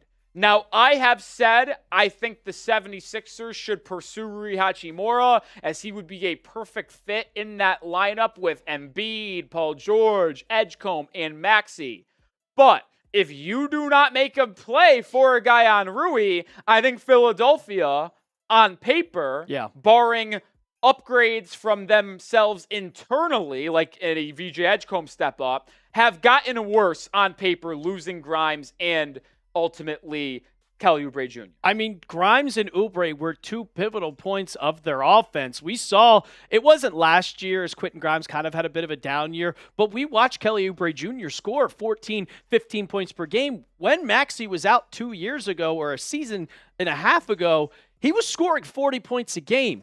You are not getting that out of Dean Wade, Dalen Terry, and Dominic Barlow was the main defensive guy. Now Ariel Hukporti is going to compete with Adam Bona. It's just like they lost a lot. But like you said, Rolly, and we both kind of agree with this, if they can go and bring Rui Hachimura in, I think that automatically goes them from the losers to the winners. I would put them on the winner list because then if you look at what they've done and you're like, all right, we brought in Rui, we brought in Okporti, and we brought in Dean Wade. All right, those 3 additions trump the losses of Grimes and I'm spacing on the other one, Oubre, by a pretty wide margin, in my opinion. So a lot of time left for all 3 of these teams to maybe get themselves off the loser list. But as we're filming this here on July 1st, mid-afternoon, these are our 3 losers so far in free agency. Who is the biggest loser in NBA free agency so far, in your opinion? Let me know down in the comments section. And please subscribe as well, as we are on the road to 436,000 subscribers. It's a blast doing this content with you guys. Elper, Rolly, we'll see you on the next video.